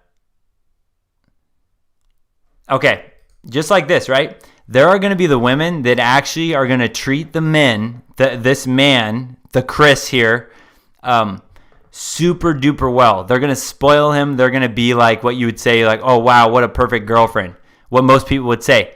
But my feeling is this Chris guy, right? He's been with so many women. He's going to be another unattainable one that eventually he's an unfulfillable dream for this girl. For this girl right here. They're going to hang out. They're going to have some fun. They're going to hook up. Maybe they'd even date or whatnot. But long-term wise, he's going to be another one of those alpha widows that she experiences. And if you just watch her face, look at that chemistry, you're going to see, right? She's going to treat this guy so different than she treats any Betamon.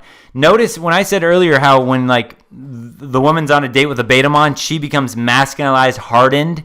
She loses her femininity because she has to be on guard. She has to kind of control the relationship. She has to lead it. When she's with a guy like this guy here, Chris, where she feels like he's going to do that, you can just see, look, she melts into this very smiley, giddy, feminine little girl. I bet you if she was paired up with a totally different guy, we would see a different side of her. But all you see from this girl is this giddy little smiley girl. I'm actually from Maine. From Maine. Watch her. Yes. That's Yeah, I road tripped out here this summer. Oh, and nice. Yeah, I'm working out here. Oh, nice. Just cause. Yeah, never been to the West Coast. That's a fucking long road trip. Was it worth it so far? It was so worth it, yeah. What is your type?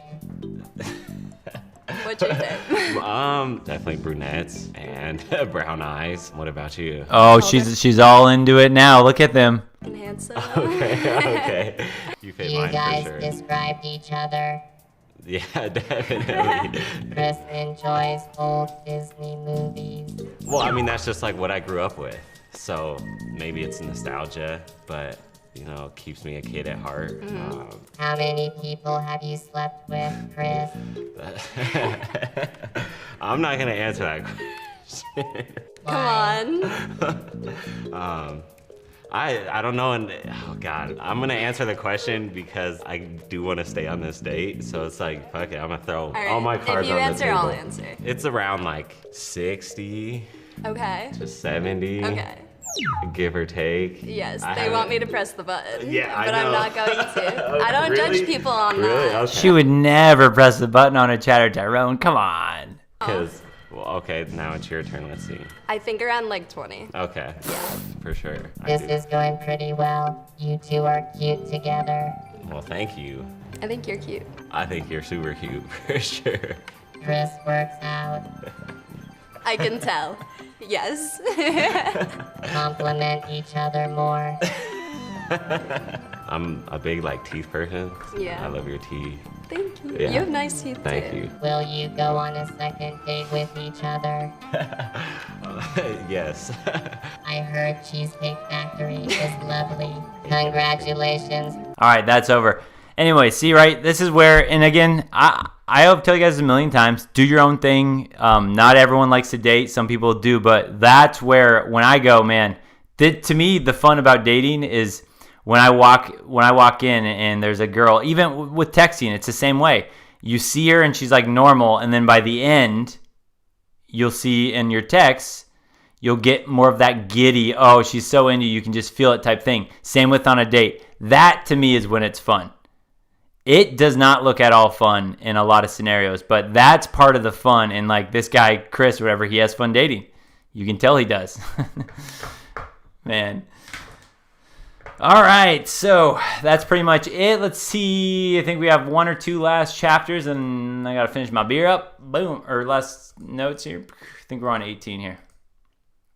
Oh, yeah, right. The broken heart cycle. That's how it happens. And then in conclusion, guys, the gap is widening. Is a man, you can do whatever the heck you want with this information, but educating yourself in this social arena will always be valuable. There's no downside to learning stuff like that. There's no downside to seeing breakdowns. There's no downside to getting more knowledgeable in this area, because even is a microcosm. Even like with a woman, when she feels she has a higher social IQ than you, she feels like she kind of runs a relationship. That's a similar sense, even if you're to look in the job world or the corporate world, just people to people, other guys you meet, the same type of idea is that social IQ. When you understand that, when you're aware of this type of game, you don't get things pulled on you from women or other guys. You just are more socially adept. You catch things. You notice, the body language. You notice the voice tonality. You read a little bit deeper into things. And when you read deeper into things, you know things that other people don't know, and you see things that other people don't see, and that gives you an advantage that other people don't get.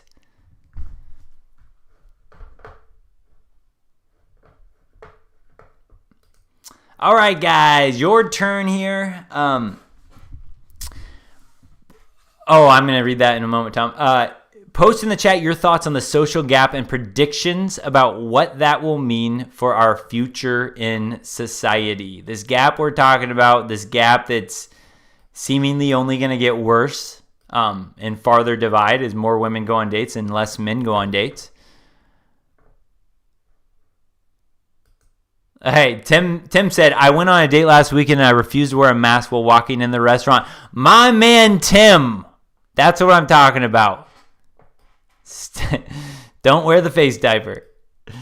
She was shocked and I was like, deal with it. But she still brought me home, but I ended up passing out. Nice. Well, yeah, there you go, right? You that's social IQ in itself right there. 'Cause you're like, I'm not going to worry about, I know what people are telling me I'm supposed to do with this mask. But I have more social intelligence than this. I've looked into it myself. Good for you, man. Boom. All right, let me drink a little bit of the beer here.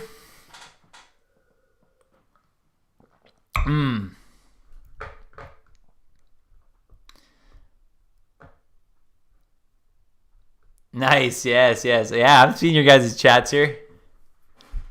Googling giggly for Chad Thunder. Oh, yeah, I know what you're saying there.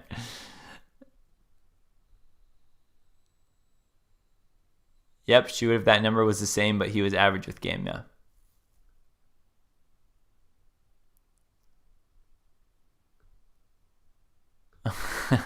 I saw that Mastermind Rational. Yeah, that's interesting. Your sisters get a lot more feminine around men they like, and you can see the other side of them when they don't care. You see the or when they're comfortable with somebody, you can see that they put on a different act. Absolutely. That's how it is. Absolutely how it is, man. The social gap. So interesting, you guys. You'll notice this now, guys. When you're out, it's part of the fun. It's part of the fun. Is even to those guys I saw in the chat, they're just like, you've given up on dating or whatnot. It's like, it's still fun to know these things and to sit in the bar next time and know it just gives your eyes something to do. I love being able to people watch and I can tell a story about them. It's just like, wow, I know what's going on in that. You just know more about the people too. It's just an interesting thing. But yeah, I see what you're saying. Nice. Yeah, of course, Tim. Of course. Good stuff, guys. All right. We will be... How many beers? I got 2 beers left. That might be enough to get me through. Second part about here. Yeah, that might be. All right, guys. Before we get started, we will do a transition to the second half. But I got to let you know... I got to let you guys know about Texting School. December 1st, guys. It's going to be open the last 3 days. In fact, I've seen some of you guys in the comments here that have been on the interviews with me. I've been interviewing. I'll have about 12 done after tomorrow. I'm figuring out every question, every thought that guys have when they go through texting. What do you want to learn? What would make you feel confident? What do you lack now? What helps you learn? What do you need to feel completely confident in the texting realm, the texting game? So I've been putting this together, man. Right now we have 12 levels to help you stop simping, start pimping. It's a 12-level program teaching any man how to turn his cell phone into a deadly weapon of seduction. I'm going to give you every little secret tip I know. Just like when I break down things here between men and women, I see these little things. Those are the things that, those little micro moves you make in person where it's like, oh, that was a mistake right there. Those are infinitely worse in texting because that mistake is right there for her to look at over and over again. You can't erase it. It's saved in her phone forever. So it's officially going to be launched December 1st. I'm still working on this a bunch. I am trying to cover every arena in this. And so you'll hear about this more, guys. But Texting School, man, if you're in the game is only going to become more and more text relevant with this China virus. So I'll teach it to you if you want to learn it. More about that in the future. Just a heads up for you because we're not officially ready quite yet. And now, we are going to transition into the second part, guys. And I want to make this very clear because I got a comment a few days ago from somebody that was upset with me for the second part of my little presentation. He said I lost credibility, blah, blah, blah. I'm trying to warn you now, this is a completely different topic we're going to talk about. This doesn't have to do with dating or women. This has to do with politics. If you don't want a dose of that, you might not want to stay for this. But this is a completely different category we're switching up into now. This is, again, in my own opinion, I think this is so incredibly important for what's going on right now. What I call the Great Awakening. So we're gonna get to that. In fact, do you guys want? Should we do a quick little couple-minute break? Just give you time to get up, get some new beer or some food. Yeah, we'll do that. We'll do a 3-minute break, guys. I'll give you a 3-minute break, and then we'll come back for the second part. Let me put that on the countdown timer here. Boom. Okay, we'll do it. We'll be back here at 9:03 my time. Boom. 3 more minutes, guys. We'll get started with the second half. How am I doing on beer? I got 2. Is it going to be all right? Carl, I still don't know the exact measurement of it, but I'm still about 104% sure that she's packing a big old schlong. Thanks, Chad, for that. Yeah.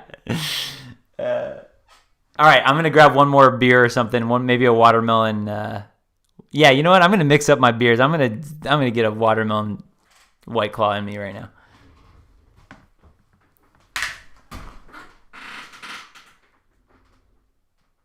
Absolutely, Normie Keen. Well, we have it, but we can't let America go.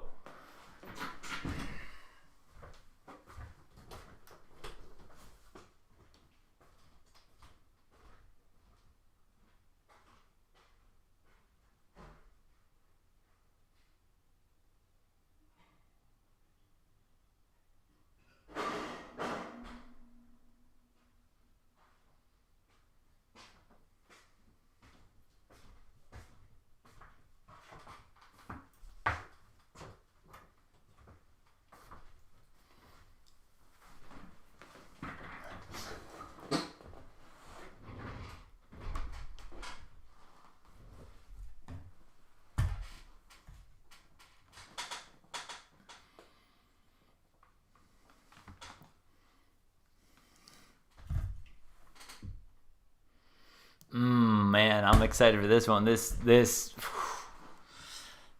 watermelon flavor is good. My Michelob Bummer is nasty.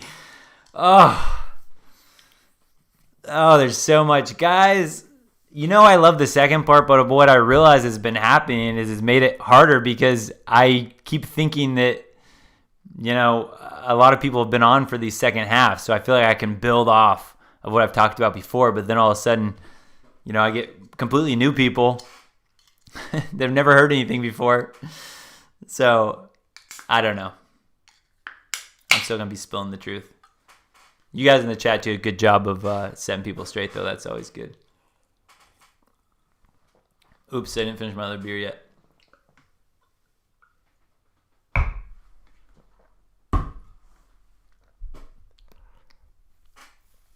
All right.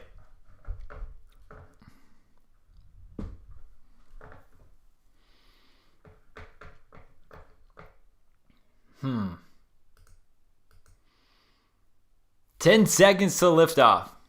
I don't need these in yet. I do have videos to show you guys today, but I'll put them back in when I need them.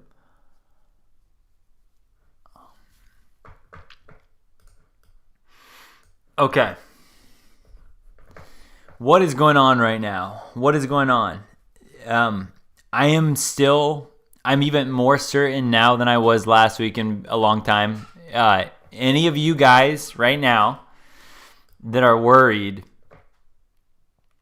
that Joe Biden is going to be the president of the United States, I wouldn't worry if I were you. I'm not worried. In fact, what I've been doing the last few days, you guys might want to do this too with friends or family that might think you're a little crazy. And I got 4 bets on this already.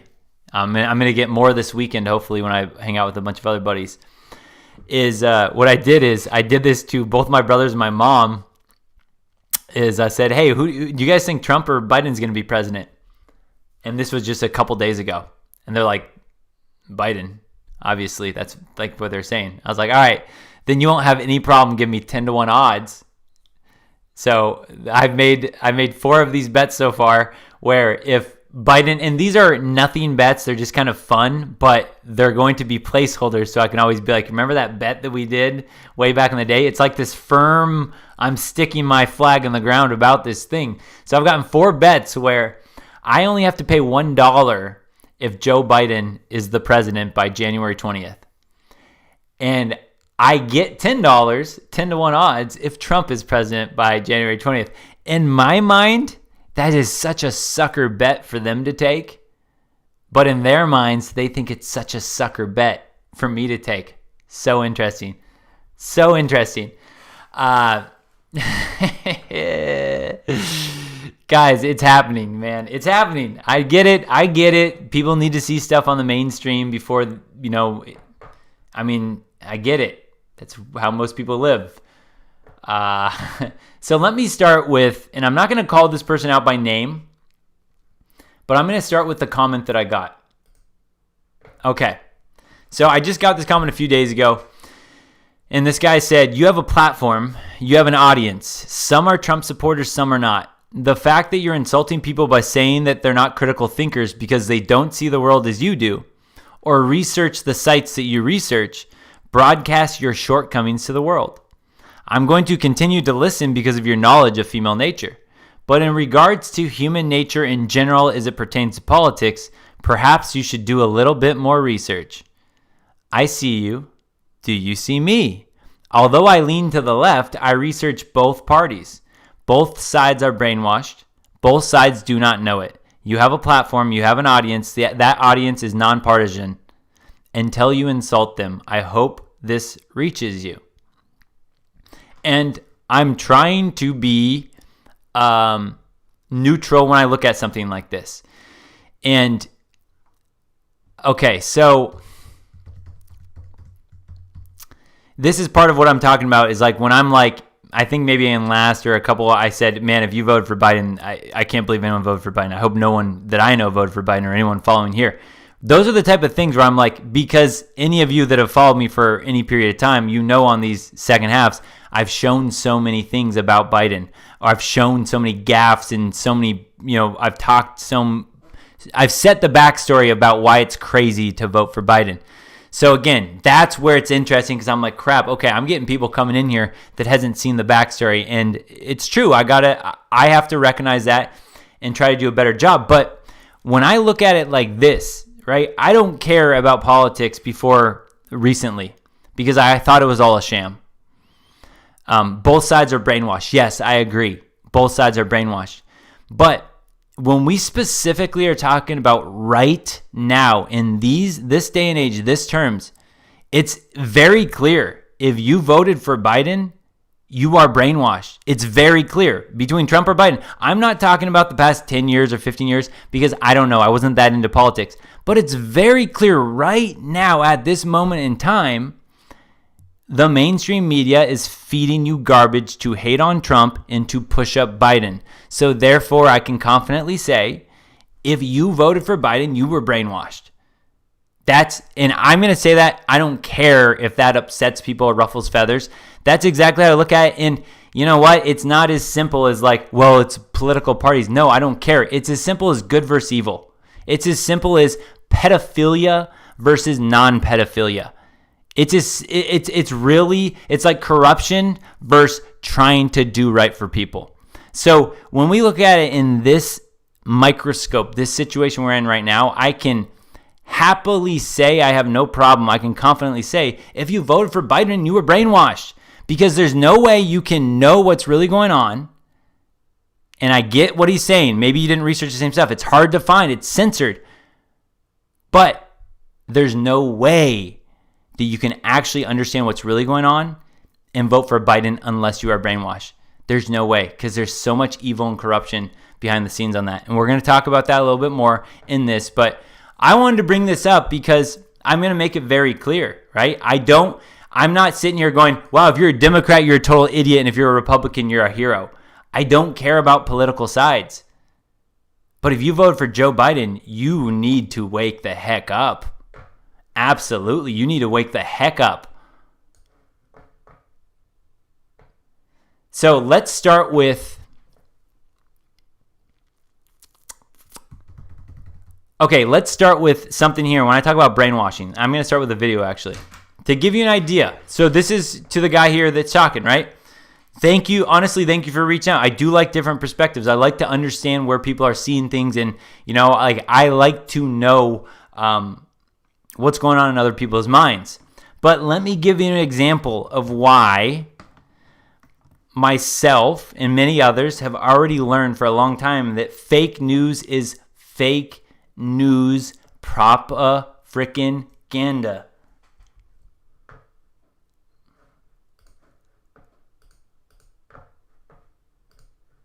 I don't know if I've showed this exact video. I've shown one similar to this, but this is really good for people to, understand, especially if they haven't been looking into this for a while. Called media brainwashing here. Hi, I'm Fox San Antonio's Jessica Headley. And I'm Ryan Wolf. Our greatest responsibility is to serve our Treasure Valley communities, the El Paso, Las Cruces communities, Eastern Iowa communities, Mid-Michigan communities. We are extremely proud of the quality, balanced journalism that CBS 4 News produces. But we are concerned about trouble and trending irresponsible, one-sided news stories plaguing our country. The sharing of biased and false news has become all too common on social media. More alarming, some media outlets publish these same fake stories without checking facts first. The sharing of biased and false news has become all too common on social media. More alarming, some media outlets publish these same fake stories without checking facts first. Unfortunately, some members of the media use their platforms to push their own personal bias and agenda to control exactly what people think. And this is extremely dangerous to our democracy. This is extremely dangerous to our democracy. This is extremely dangerous to our democracy. This is extremely dangerous to our democracy. This is extremely dangerous to our democracy. This is extremely dangerous to our democracy. This is extremely dangerous to our democracy. This is extremely dangerous to our democracy. This is extremely dangerous to our democracy. This is extremely dangerous to our democracy. This is extremely dangerous to our democracy. This is extremely dangerous to our democracy. This is extremely dangerous to our democracy. This is extremely dangerous to our democracy. This is extremely dangerous to our democracy. This is extremely dangerous to our democracy. So, if you were living under a rock for the last 4 years, and I'm going to give everyone a pass before 2016 because a lot of us were really asleep about things, but since 2016, these last 4 years, unless you've been living under a rock, this is what we call fake news. This is why we don't give the news media credibility. They have 4 a.m. talking points that go across every news station. If you didn't know that 93% of all of the media that you or I will consume on a daily basis are owned by the same 6 corporations.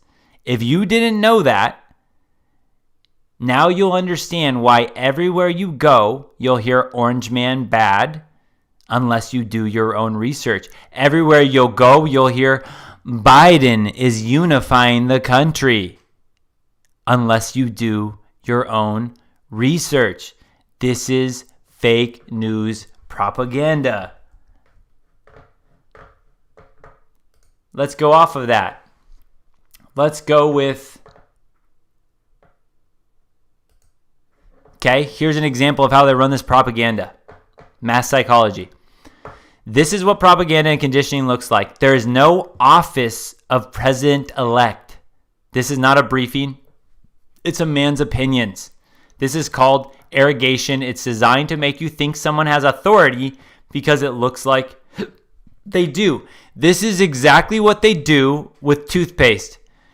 9 out of 10 dentists recommend. This is what they do on all of the infomercials when they have a paid actor, and all they do is they stick a white lab coat on them, and then they tell you they're a scientist, and it presents authority where it's not. It's perceived authority. This is like manipulation tactics in dating, but what they use, the mainstream media does to us.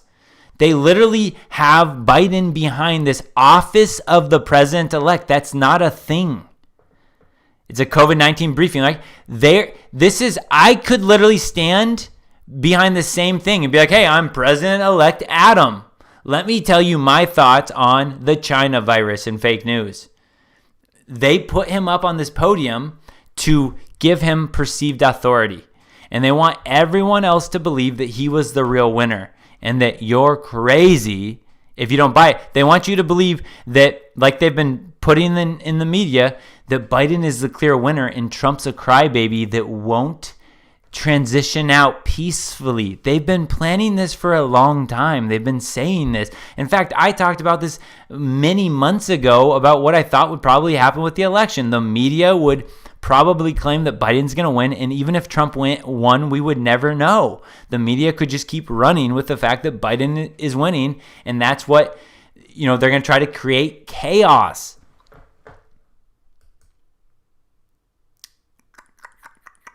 How about... Okay, let's talk more about censoring, like with that propaganda we saw there. This is like, okay, just imagine, this is the stuff. Okay, this is literally all over the place, but just Julian's Rum here, just a normal dude, right? It's over, Trump won. Any tweet like that, you get an official sources called this election differently. You get fact-checked on your tweets, something like this. When would you have ever had this before? It's over, Trump won. What if he meant Trump won the little, cheeseburger eating contest he had at McDonald's with his, son or something like. How do you know what they're even talking about? What context? It's over. Trump won. Official sources called this election differently. They have these algorithms out everywhere, which is why I say it. There's a chance that this video is deleted. I've said this before. I've been a little bit more careful with my words, but I mean, they're looking to censor everything so that people can't wake up. Here's one. Okay, here's stuff that you'll see this all over the place. Biden getting fact-checked like never. Trump getting fact-checked all the time. Donald Trump posted a video here of Newsmax. And that's all it was. Look at this. There's nothing else in his tweet. It's a video of a different media source. This claim about election fraud is disputed. Go look at President Trump's Twitter right now and just look at how many of these little notes he has from Twitter. I've heard from some sources, and again, I don't know that this is legit, but some sources, it's hard to, like I said, right? How do you get your sources? You can't trust the mainstream media. So again, it's really hard to find these people, but some people that I trust in a sense, like they're talking like they think that pretty soon they're going to ban his account from Twitter. Like that's going to be the step that they take. Imagine that. Banning the president. Imagine that.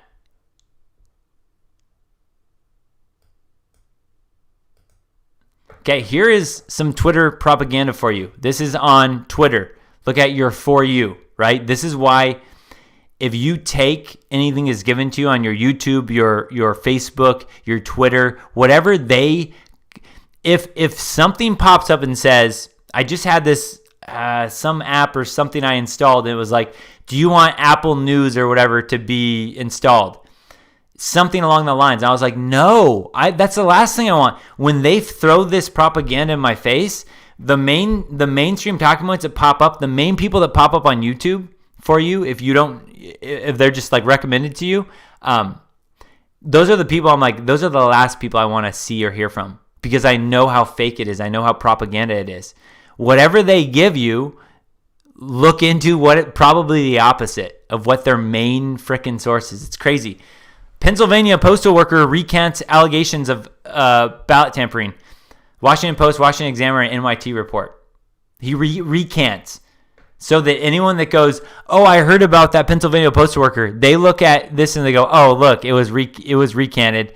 That person that told me that there was voter fraud was totally lying. They were wrong. That's how they keep normies in this cycle of fake news. Thousands of dead people did not cast votes in Michigan or Pennsylvania, CNN and factcheck.org report. So here's what happens. My normie liberal friends, here's what happens. They see this on their phone and they go, oh, see, I knew it. Those crazy Trump supporters, they're so far down the rabbit hole. They're so crazy. And this was proven false.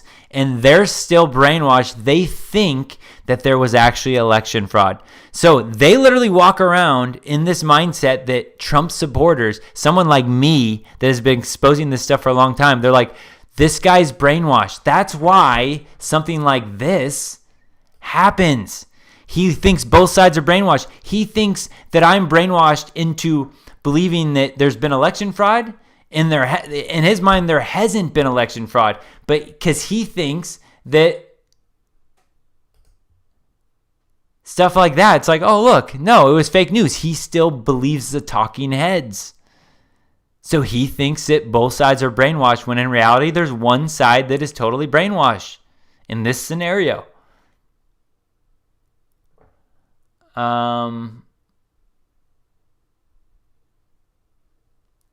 Okay, here's a little something. So these are the things you can find all over the place.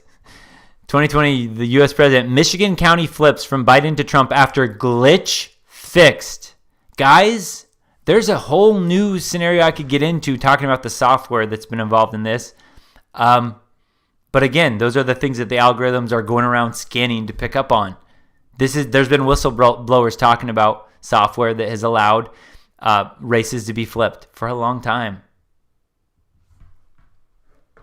But again, stuff like what we just saw from Twitter propaganda, you see one of these things, and then all of a sudden you see, oh, look on the main page of Twitter. Oh, that was wrong. It's been fact-checked.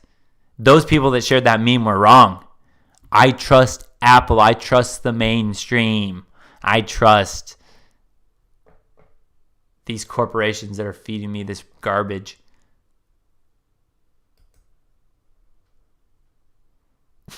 All right, so we had the glitch in Michigan, right? How about this? Breaking exclusive system glitch also uncovered in Wisconsin. Reversal of swapped votes remains lead from Joe.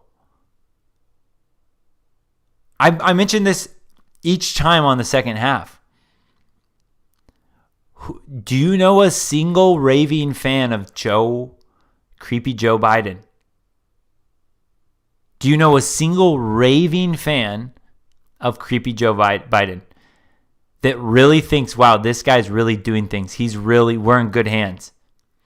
Or do you know anyone or everyone basically that voted for Biden? They are anti-Trumpers. They're never Trumpers. They're not pro-Joe Biden. They're anti-Trump. They're pro-Democrat. They're pro-liberal. They're pro-anything but the other side.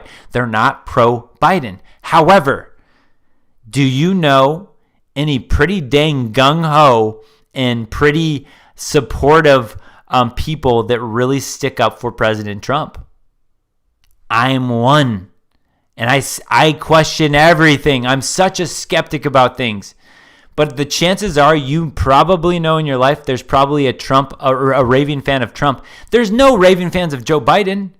How are you going to actually tell me that Joe Biden smashed the record for the most votes by a president ever? Smashed the record. What is it? Over 77 million people right now, they're claiming, voted for Sleepy Creepy Joe? And you don't know a single raving fan of him, yet you are going to believe that happened? When we just went through 4 years of the media lying to you about Russia collusion, the Ukraine hoax, about Trump being impeached, and all of that failed, all that negative press failed, all of those things they tried to dig up failed. You're going to trust the mainstream media that tell you that Joe Biden smashed the most popular president of all time? Sleepy Joe? Mr. 47 years in politics? That's the guy you're going to put all your heart behind? No, there's no way. There's no way. If you look at this simply logically, there's a lot of other things I've seen of where it's exposed the fraud and all that stuff. I have a lot of theories about how this all happened. But even if you never heard about that, how can you logically just put these pieces together? In 2016, the fact that Trump won was surprising. You don't know very many at all. I know one guy. I literally only know one guy that voted for Trump in 2016, not for any reasons about digging into. He liked the tax cut idea for Trump. His wife is so anti-Trump that this year, he's the only person I know. He did not vote for Trump. He didn't vote for Biden, though, either. He voted for Joe Jorgensen. He voted for Joe. The only person I know that voted for Trump in 2016 and decided not to vote in 2020. But he didn't give that vote to Biden. He gave it to Joe because he knew how disastrous Biden was, even how asleep he is. So really just think logically. There's just no way it happened. The other part of that is just you have to put a little trust in here. If you're like hoping that this is true, put a little trust in me. I have nothing to gain from this. I have everything to lose from this. I have credibility to lose from this. I have getting shut down, getting censored, getting my entire channel taken down. I have not a single thing to gain. You don't see when I go to the second half, you don't see all of a sudden I get thousands of people that storm this. I'm not talking about this to get views and popularize. Just think about that in itself. Why the heck would I be doing this? How stupid of that is of me to be doing this. That's really dumb. Why would I do this? Start putting some of these pieces together if you're not a believer yet. There's so many other people that know what's going on or think what I do, and I know some of them that have big followings or channels. They're scared, though, to put it out of what's going to happen to their channel. Will they lose everything? Will they get deleted? But there are definitely other big people that think in the same way, but they're worried about losing it. But just start putting the pieces together about why certain people would risk things to expose this stuff. I didn't just wake up someday and just go, oh, I think Trump's a good guy and I think I'll just probably believe whatever he says. Yeah, I just want to be against the grain. So I'm going to go out and be a Trump supporter.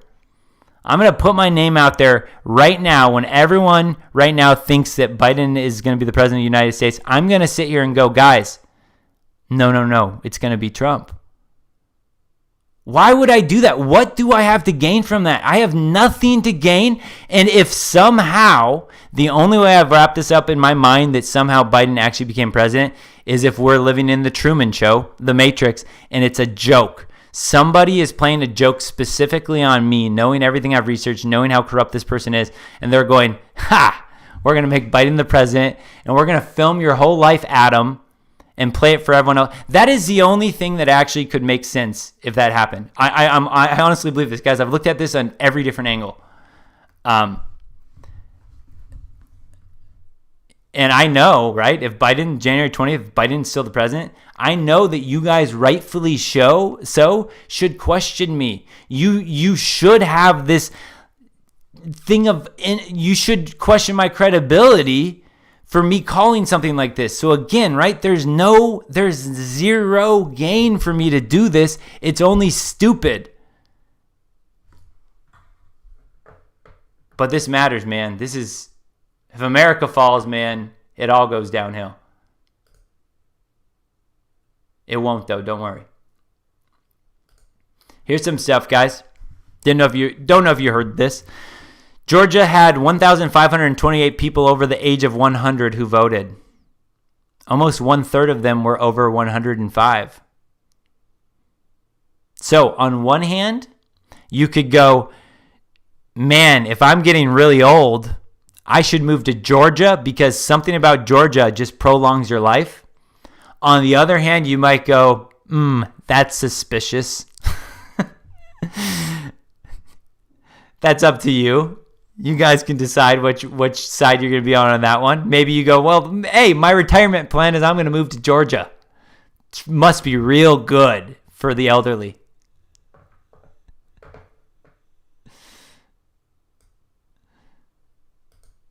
All right, I like this. 2016, Russia rigged our election. 2020, it's not possible to rig an election. Don't be such a divider. Unify the country. I can't believe someone like Trump is trying to promote this idea of fraud because he can't stand losing fair and square. There's no way that our election could have been rigged. Unless it was 2016, then you definitely know Russia had their hands involved. and Trump should not have won. No, it should have been our Queen Hillary. Yeah.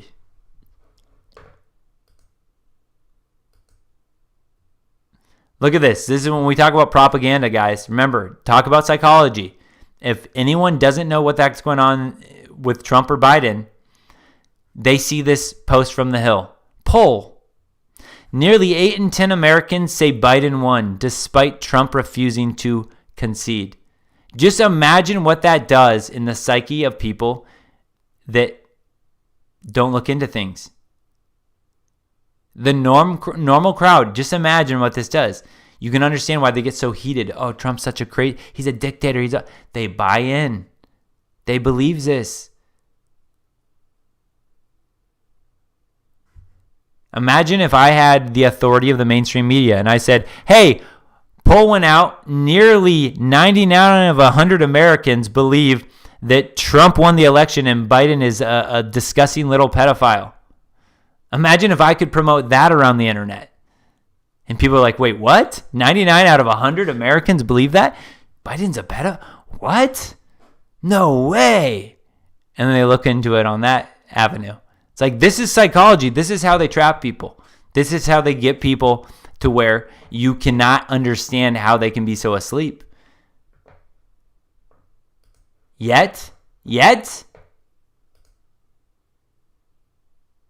I'm brainwashed.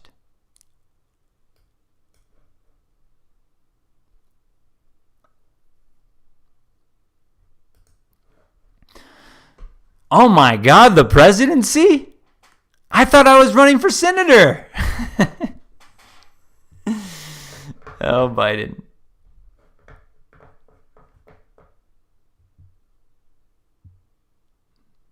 All right, guys. Now, again, why I bring this up and why this is so important, why I decided not to shut my mouth about this is because the world that we would live in is not a world that anyone should be excited by. Look at this. Andy No here said, good reporter, by the way, Andy No. Restaurant customers in Ann Arbor, Michigan give a Black Power salute as BLM protesters march. Diners have been harassed in similar settings elsewhere if they don't show support for the far left protests. Let me show you this garbage.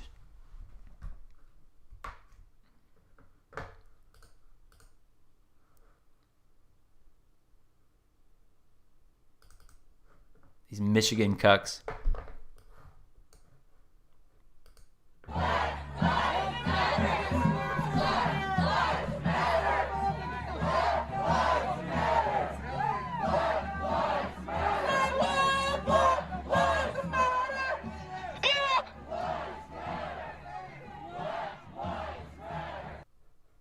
You guys understand what's going on? They painted this picture that Trump is some dictator, some fascist dictator. Yet we've seen on this channel what happens if you don't bend to the mob and put up your fingers. We've seen these people get harassed. These protesters go right in their face.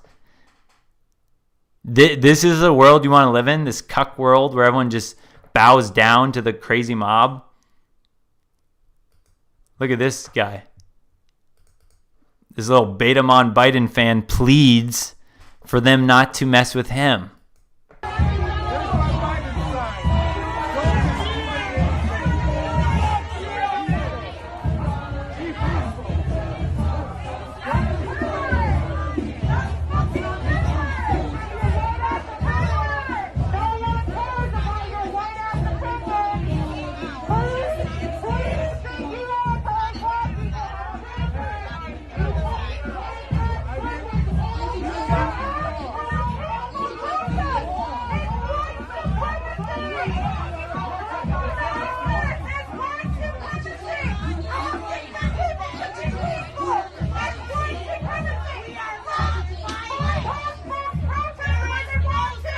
That's insane. Look at how he starts this. There's my Biden sign. Don't destroy anything.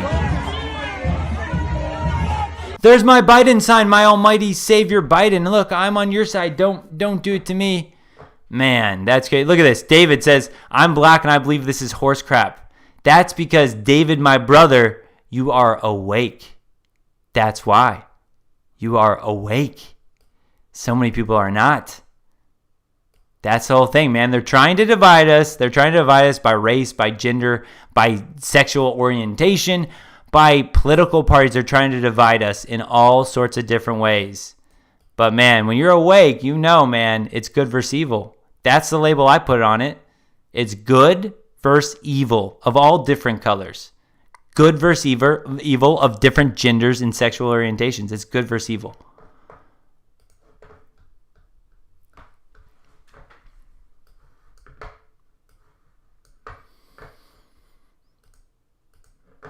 Absolutely. This completely undermines everyone who has legitimately been discriminated against, and that absolutely happens, no doubt. That absolutely happens.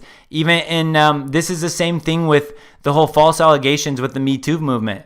It's like that there were definitely things in place, power systems, especially when you talk about trafficking and all that, where people did abuse their power. And so when you think about the Me Too movement, it's like, yes, you gave some people this power to speak out, but guess what happened? So many people used it with false allegations, and then what happened is this little rape accusation became so watered down that the true, real victims are left behind in all of this.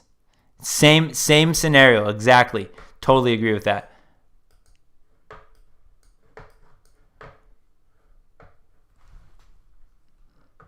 Let me see what I got here. Movie portion here. All right, here you go. Here's another one. This was the Dancing in the Street, guys. This is perfect. This is the Dancing in the Street that the BLM and the Antifa crowd did when they bought into the fake news that Joe Biden was the winner. This is when they bought in. Guys, this is so classic. So classic.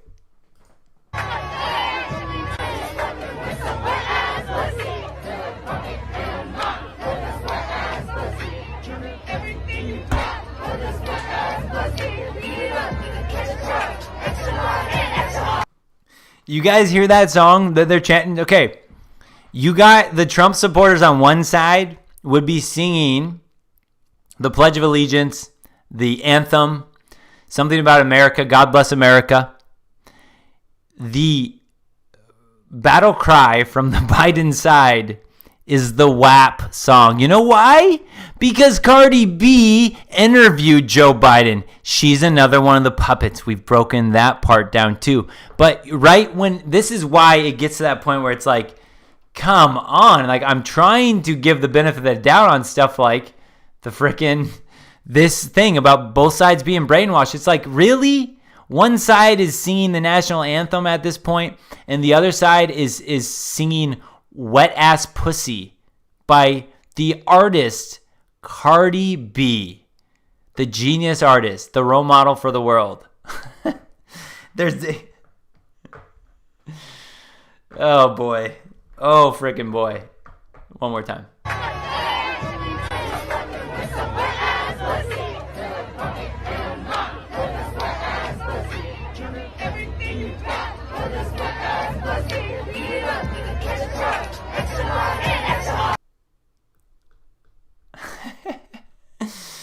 Hey, I know, Shipbuilder, my man. I appreciate that. I just saw your little thing in the chat there. Beautiful. Yeah. The WAP song, guys. Come on. Is it going to get any more comical? It could. If you really saw the Joe Biden gaffes before they got deleted off the internet, man. I got a few more, though. Don't worry. We got a couple more to talk about here. One's going to end. One's going to hit a little deep, guys. I'm going to have you do a little of your own research. But stuff we've talked about before. So I'm going through the chat here real quick. Boom, boom, boom. Pineapple, too. I saw something there.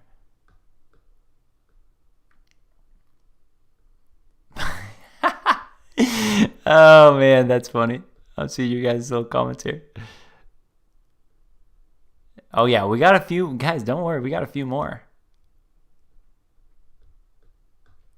Jeez, chat is roaring here. Good stuff. Whoa.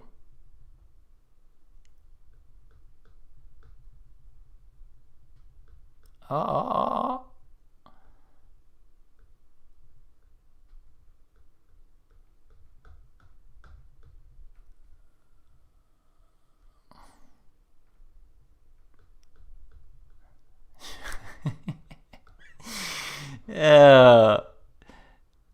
There we go. Hey, by the way, my bad, man. I forgot. I saw this here. Idaho Model Shipbuilder. Appreciate you. Super chat here. My brother from the Pacific Northwest says, keep up the great work. Your content, dating, and politics, bro. So true. You explain these truths. Trump flags on many boats and trucks in Idaho. I love it. I love to see some people on my border, some people around me are sane, because I don't have a lot of hope for Washington State here where I live. There's still a lot of people that don't know what's going on, but I have so much faith in a lot of other states. And guys, I believe if we had a actual fair, legit election, it would have been a absolute Trump landslide. There'll be more to come on that for sure. But thank you for that, Shipbuilder, Idaho Shipbuilder there. What do we got next? What do we got next here? Ooh, here's one for you guys. Here's where, here's kind of where I don't like people to think that I get my talking points from Fox News. That's where all the liberals that I know, again, they're like, yeah, you get all your talking points from Fox News. It's like, no, I don't trust Fox News.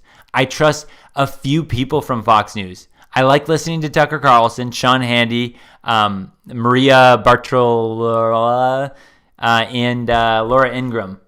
There are certain people I like to listen to, but as far as Fox News, I know that that's just like mainstream media, bought and paid for. But a lot of people saw there was a big kind of boycott on Fox News from the Trump supporting side, because they've been really bad this whole election, especially calling Arizona so quickly. But here's some other stuff they did.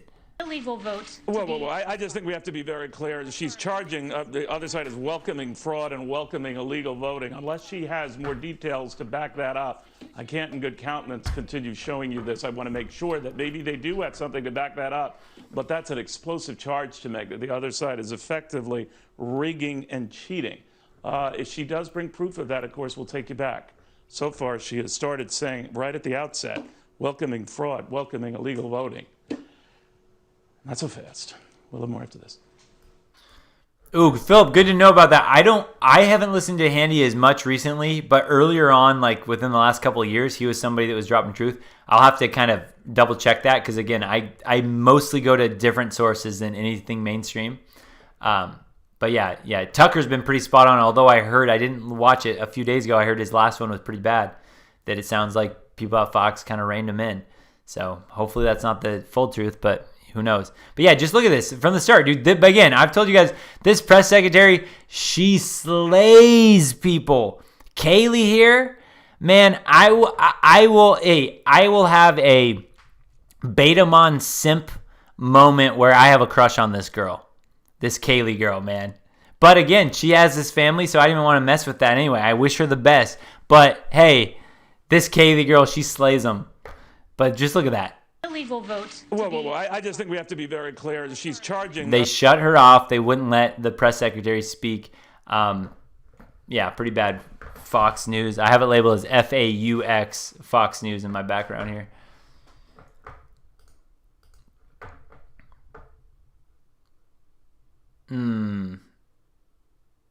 Okay, guys, here's one for you. All right, I don't think it works anymore. I believe it was fixed recently, but for a long period of time, there was this trick you could do on Siri. For at least 2 days, from what I was seeing, there was this trick you could do on Siri. Listen to this thing you were able to do. Again, I don't think you can do it anymore. I turned Siri off on my phone, but I think I saw that it doesn't work anymore. But watch this. Hey, Siri, how old is the president? Kamala Harris was born 56 years ago, on Tuesday, October 20th, 1964. Yeah, thought so. Yeah, see that was all over the place, different people doing that. Siri was telling me, Siri, how old is the president? And they're saying Kamala Harris is blah, blah, blah. Oh, come on. We know the plan. If Biden was actually going to win, we know who's really going to be the president. Don't worry, guys. It's not going to happen. Excuse me. How about this one, guys? How about this one? Okay, I'm going to show you this in a moment. Let me real quick.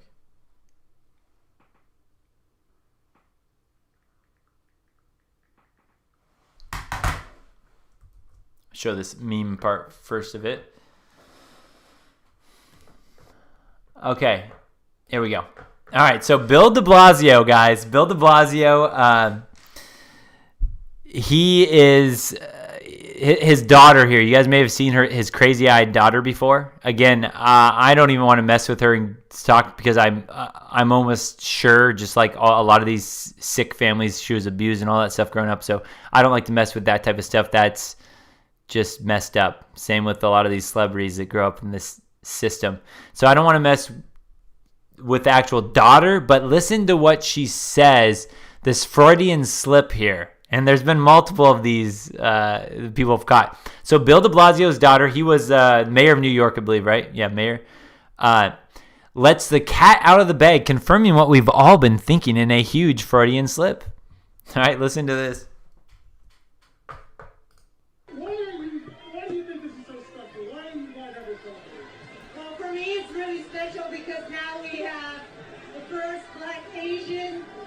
Female president in office, elected, and Joe Biden was able to steal no, he was able to win.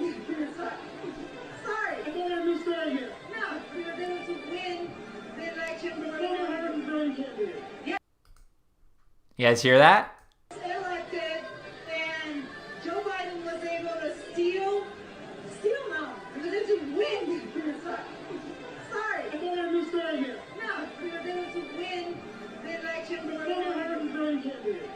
Yeah, guys, there's no way. There's no way if this was legally done, this vote, there's no way that Biden wins. And it's not even close. There's no way. Zero way. There's no way, guys.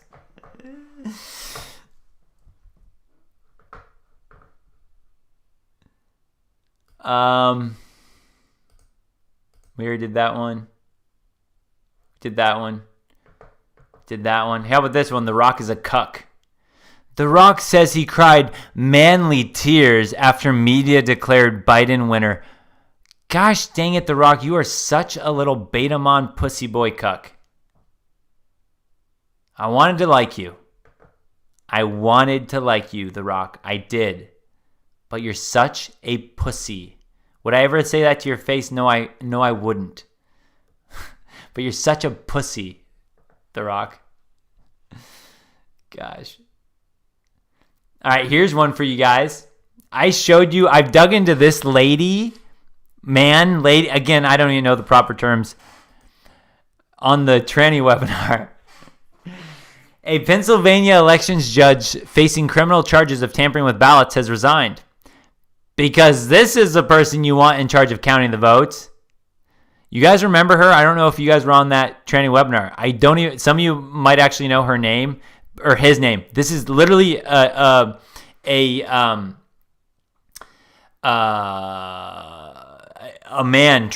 trans man. Running policies and stuff like that. There's been some real shady stuff going on with this cat right here.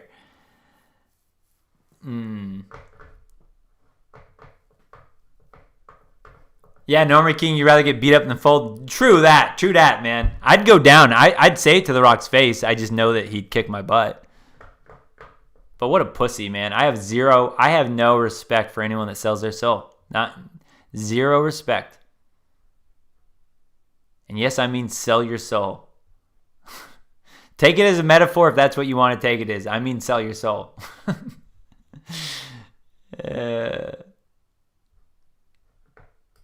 Did we do this one yet? We did that. Did we do this one yet? I don't know if we did. Don't worry, ma'am. We'll find your missing daughter.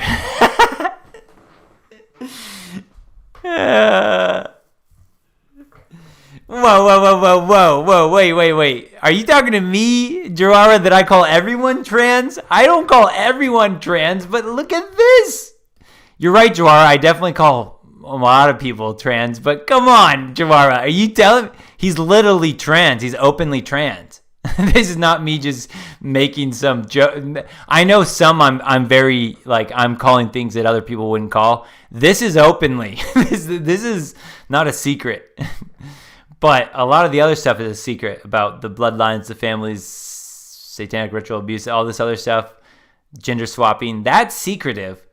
But this one is not a secret. That's out in the open. Joara, keep me in check. I like it. All right. But I got to go back to that one. Oh, wait, no, not that one. The dog sniffer. That's just too funny, man. Creepy Joe, man.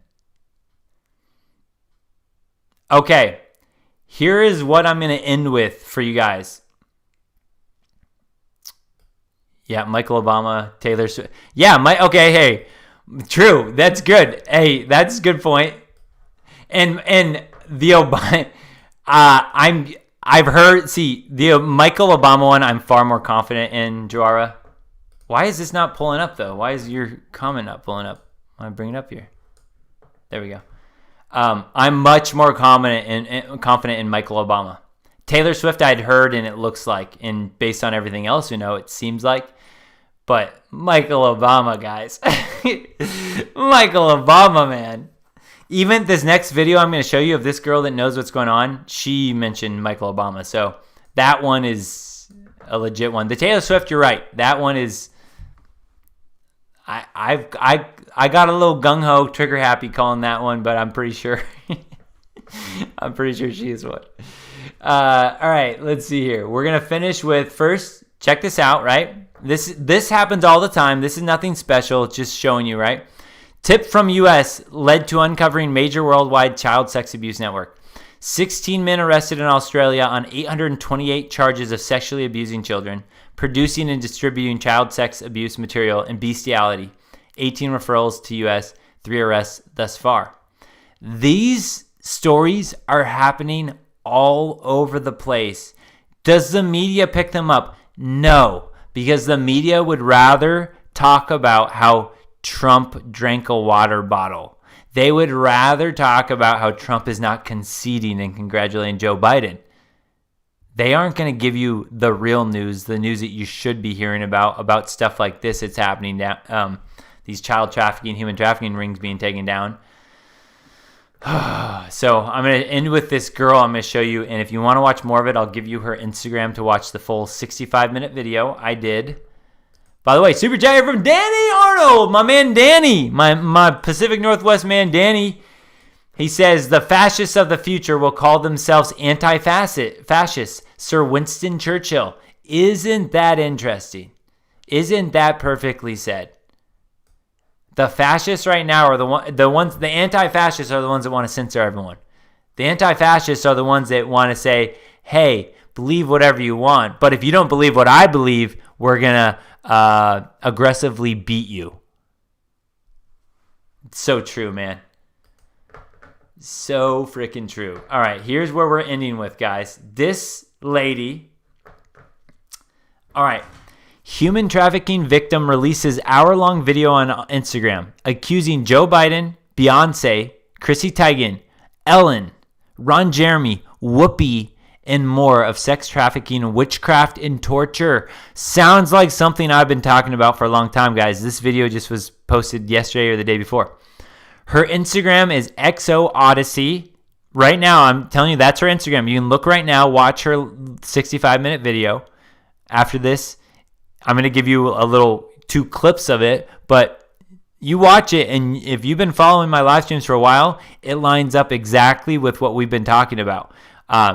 So anyway, the video is full of some serious allegations. I'm praying for her safety. Now, I'm going to show you a couple of videos of these. Now, things that she was mentioning, guys, again, it sounds crazy to some. To someone like me that's dug into it, I believe every word she said.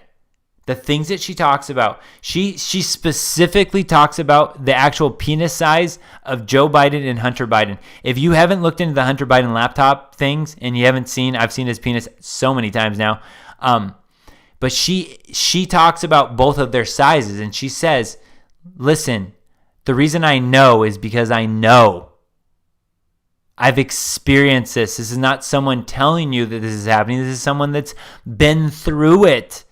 So there's a lot. Again, watch that video. There's so much more proof than just that alone. But if you watch that video and you doubt it, I'm telling you, you have more research to do. You have so much more research to do. I believe every word this woman is saying on this specific instance. All right, let me show you some of this.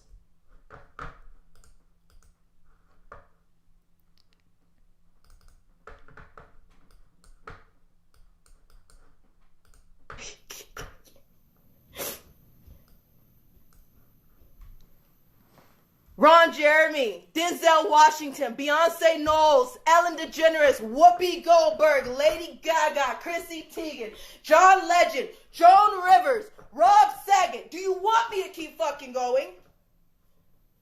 Ask me. Everybody wonder why my smile is so deep. Everybody wonder why my eyes sparkle. Everybody always asks me, why you smiling when you dance? Because you don't understand the shit that I lived through. It's worth it to smile.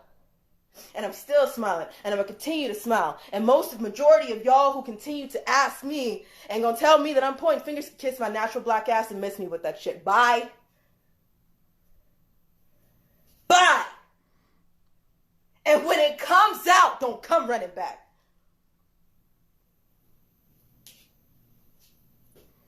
It shouldn't happen.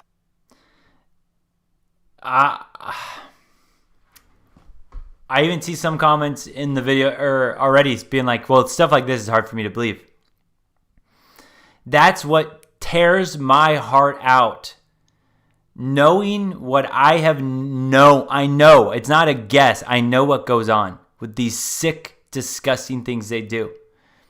And the things that I've had to research and look at and watch and understand is so disgusting, I don't even like to think about it. But what's so much worse than that is understanding that that is coming from me who just is researching that. I can't even imagine what these victims feel like when people don't even believe them. They think they're trying to get publicity or fame by speaking out about this stuff. When you know what really has been going on, there's no doubt that this has happened. It so breaks my heart. I have such a hard time researching this type of stuff because I see the comments. I see people accusing someone like this of lying, and they just don't know. If you watch the full video, man, and I'm telling you, I believe her. I believe her words. So disgustingly sad. Something she says in this, and I've heard this from multiple abuse victims. One of the things she said is that it's bad when one of your friends, these friends that they meet along the way as they're getting trafficked. She said she lost count of how many times she was raped after 43,000.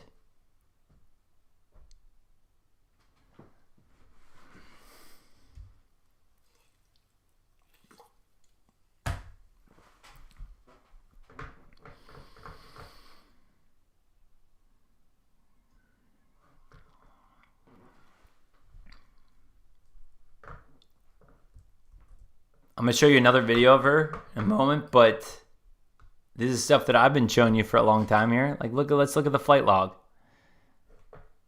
These are just a small amount of people, but I've been showing you guys this for months now. And this video comes out a few days ago, right? And just think, some of these people that match up. Look, Beyonce Knowles, bottom left. She talked about Hillary a lot in the video as well. We got Bill. That's no surprise.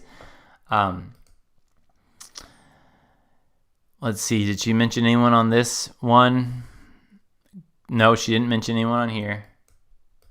Again, remember, this is just a small sample of the people. She mentioned John Legend. She mentioned Chrissy Teigen. So guys, when you look into this, there's no doubt. You understand how this connects. The things she talks about, only people that have done extreme amounts of research could mention and talk about in the detail that she does. And even the ones that do, she mentions other details. It's like I totally believe her, man. It's and let me see if there's anything. I'm going to show you the other part of the video. Again, it's a 65-minute video to watch, and I'm telling you right now, I recommend watching it to give you a perspective of this type of stuff. And it's freaking real, man. I don't care how unbelievable it sounds to you. Everything's unbelievable like that until you understand how much evidence is behind it, until you really see the system that was set up.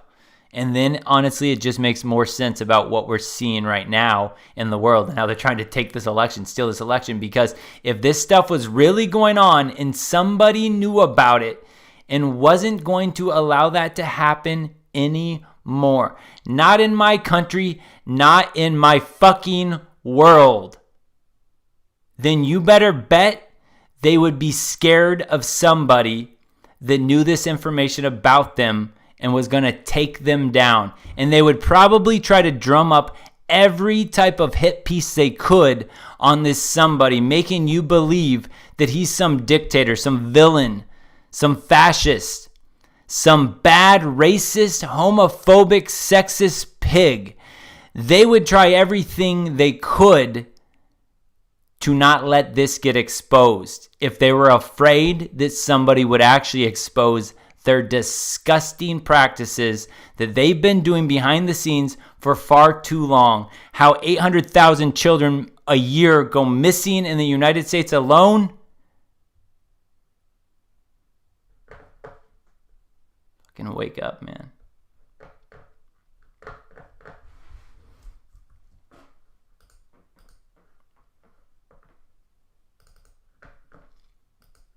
That is how I feel. And when it comes out, I'm about to do the I told you so dance so many times. Like, you have no idea.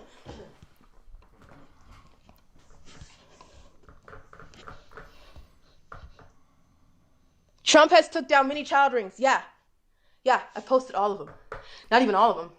He took down the biggest ring in Australia right now. It was an all-boys ring. The biggest ring. This man has been in business for decades. Well, he sent our military for training for underground. Yes, the military warfare. got different training. Look it up. Why would the military get underground training in infrared? Why? You want me to tell you why? Because there's ventilators underground. There's ventilators. There's a different oxygen life. There's different lights. There's a different world under this ground. Look into deep underground military bases. If you think this is crazy, you haven't done your research. The thing that she connects, the things that she talks about in this, she knows, she's been through this.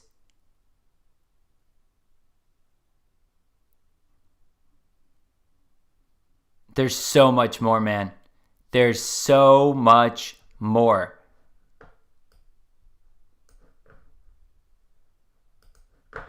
All over the place.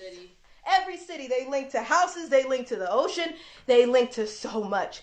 And you wouldn't believe it. But you know what? I'll save that for you little dummies. Okay, dude, WPM, I'm not going to beat around the bush anymore. Dude, I've seen this type of stuff too much. You do more research.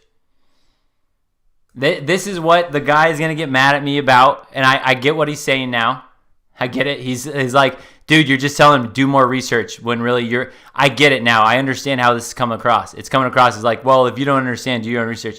But I've answered these things over and over again. People see me in these comments talk about the people that troll, the people are trolling, the guy that just disliked this video or whatever. It's like, I've seen this over and over again. If you don't think I'm not skeptical about Trump, then you don't know who I am. You haven't followed me then. Like, whatever, man. That is how I feel. Wait. There's a different world under this ground. All over the place. Every city. They link to houses. They link to the ocean. They link to so much. And you wouldn't believe it. But you know what? I'll save that for you little dummies who feel like, Go Biden 2020. Go Biden 2020. Yeah, I want him going. I want him going all the way to jail. That's what I want him going. Everybody was all mad with Trump. I want that racist fool out. Well, I want the pedophile out. And the same second that you point the finger, get ready for somebody to point the finger right back and say pedophile. And if you don't like that so much, you should be pointing the damn finger to start with, shouldn't you? Shouldn't ya?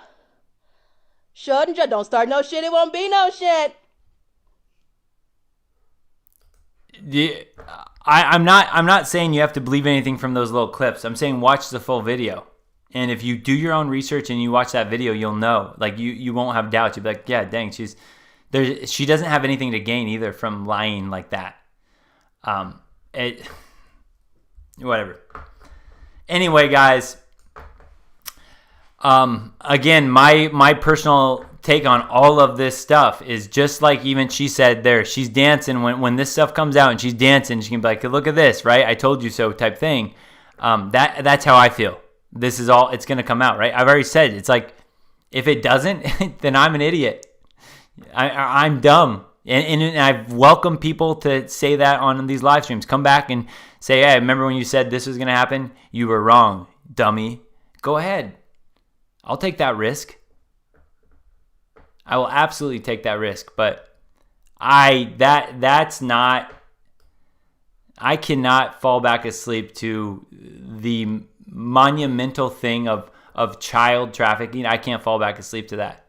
I can't just take a blue pill and sleep that one away. That one I can't let down. I will always talk about that until something's done about that. It's disgusting. All right, guys. Hey, good thing we got through the whole live stream. They didn't kick us off or anything. Well, this is great. Good stuff. Again, maybe you think Biden's our president. Fine. That's all right. Like I said before, hey, you don't have to believe what I believe. I would say, hey, if you can make a few bucks off of it right now with some buddies, bet them. Get some odds on it that Trump will be our president. Yeah. Absolutely. All right. Well, anyway, guys, take care. Just like last time, next week we'll be back here again. Unless something really big comes out, like I've said before, I will post something on YouTube or something. If something really huge comes out, or even do a surprise live stream. But so far, just kind of like here, I'm just going to wait it out. I'm going to hear the things I hear, kind of think it through and then relay it back here again next Wednesday for you guys. But stay positive if you are a Trump fan. And if you're not a Trump supporter, if you're a Biden supporter, what do I say here? I can't even sit here and be like, well, it's blessings to you. It's like, dude, you got to wake up, man. I can live with if you're not a Trump supporter. I can live with that. I can't live with you being a Biden supporter. That's too hard for me to understand. There's nothing you can do to convince me that he's done anything good, and that he's not some disgusting, creepy pedophile. So I'll leave it with that. All right, take care, guys. Thanks for hopping on, and I will see you guys. I'll see you guys next week.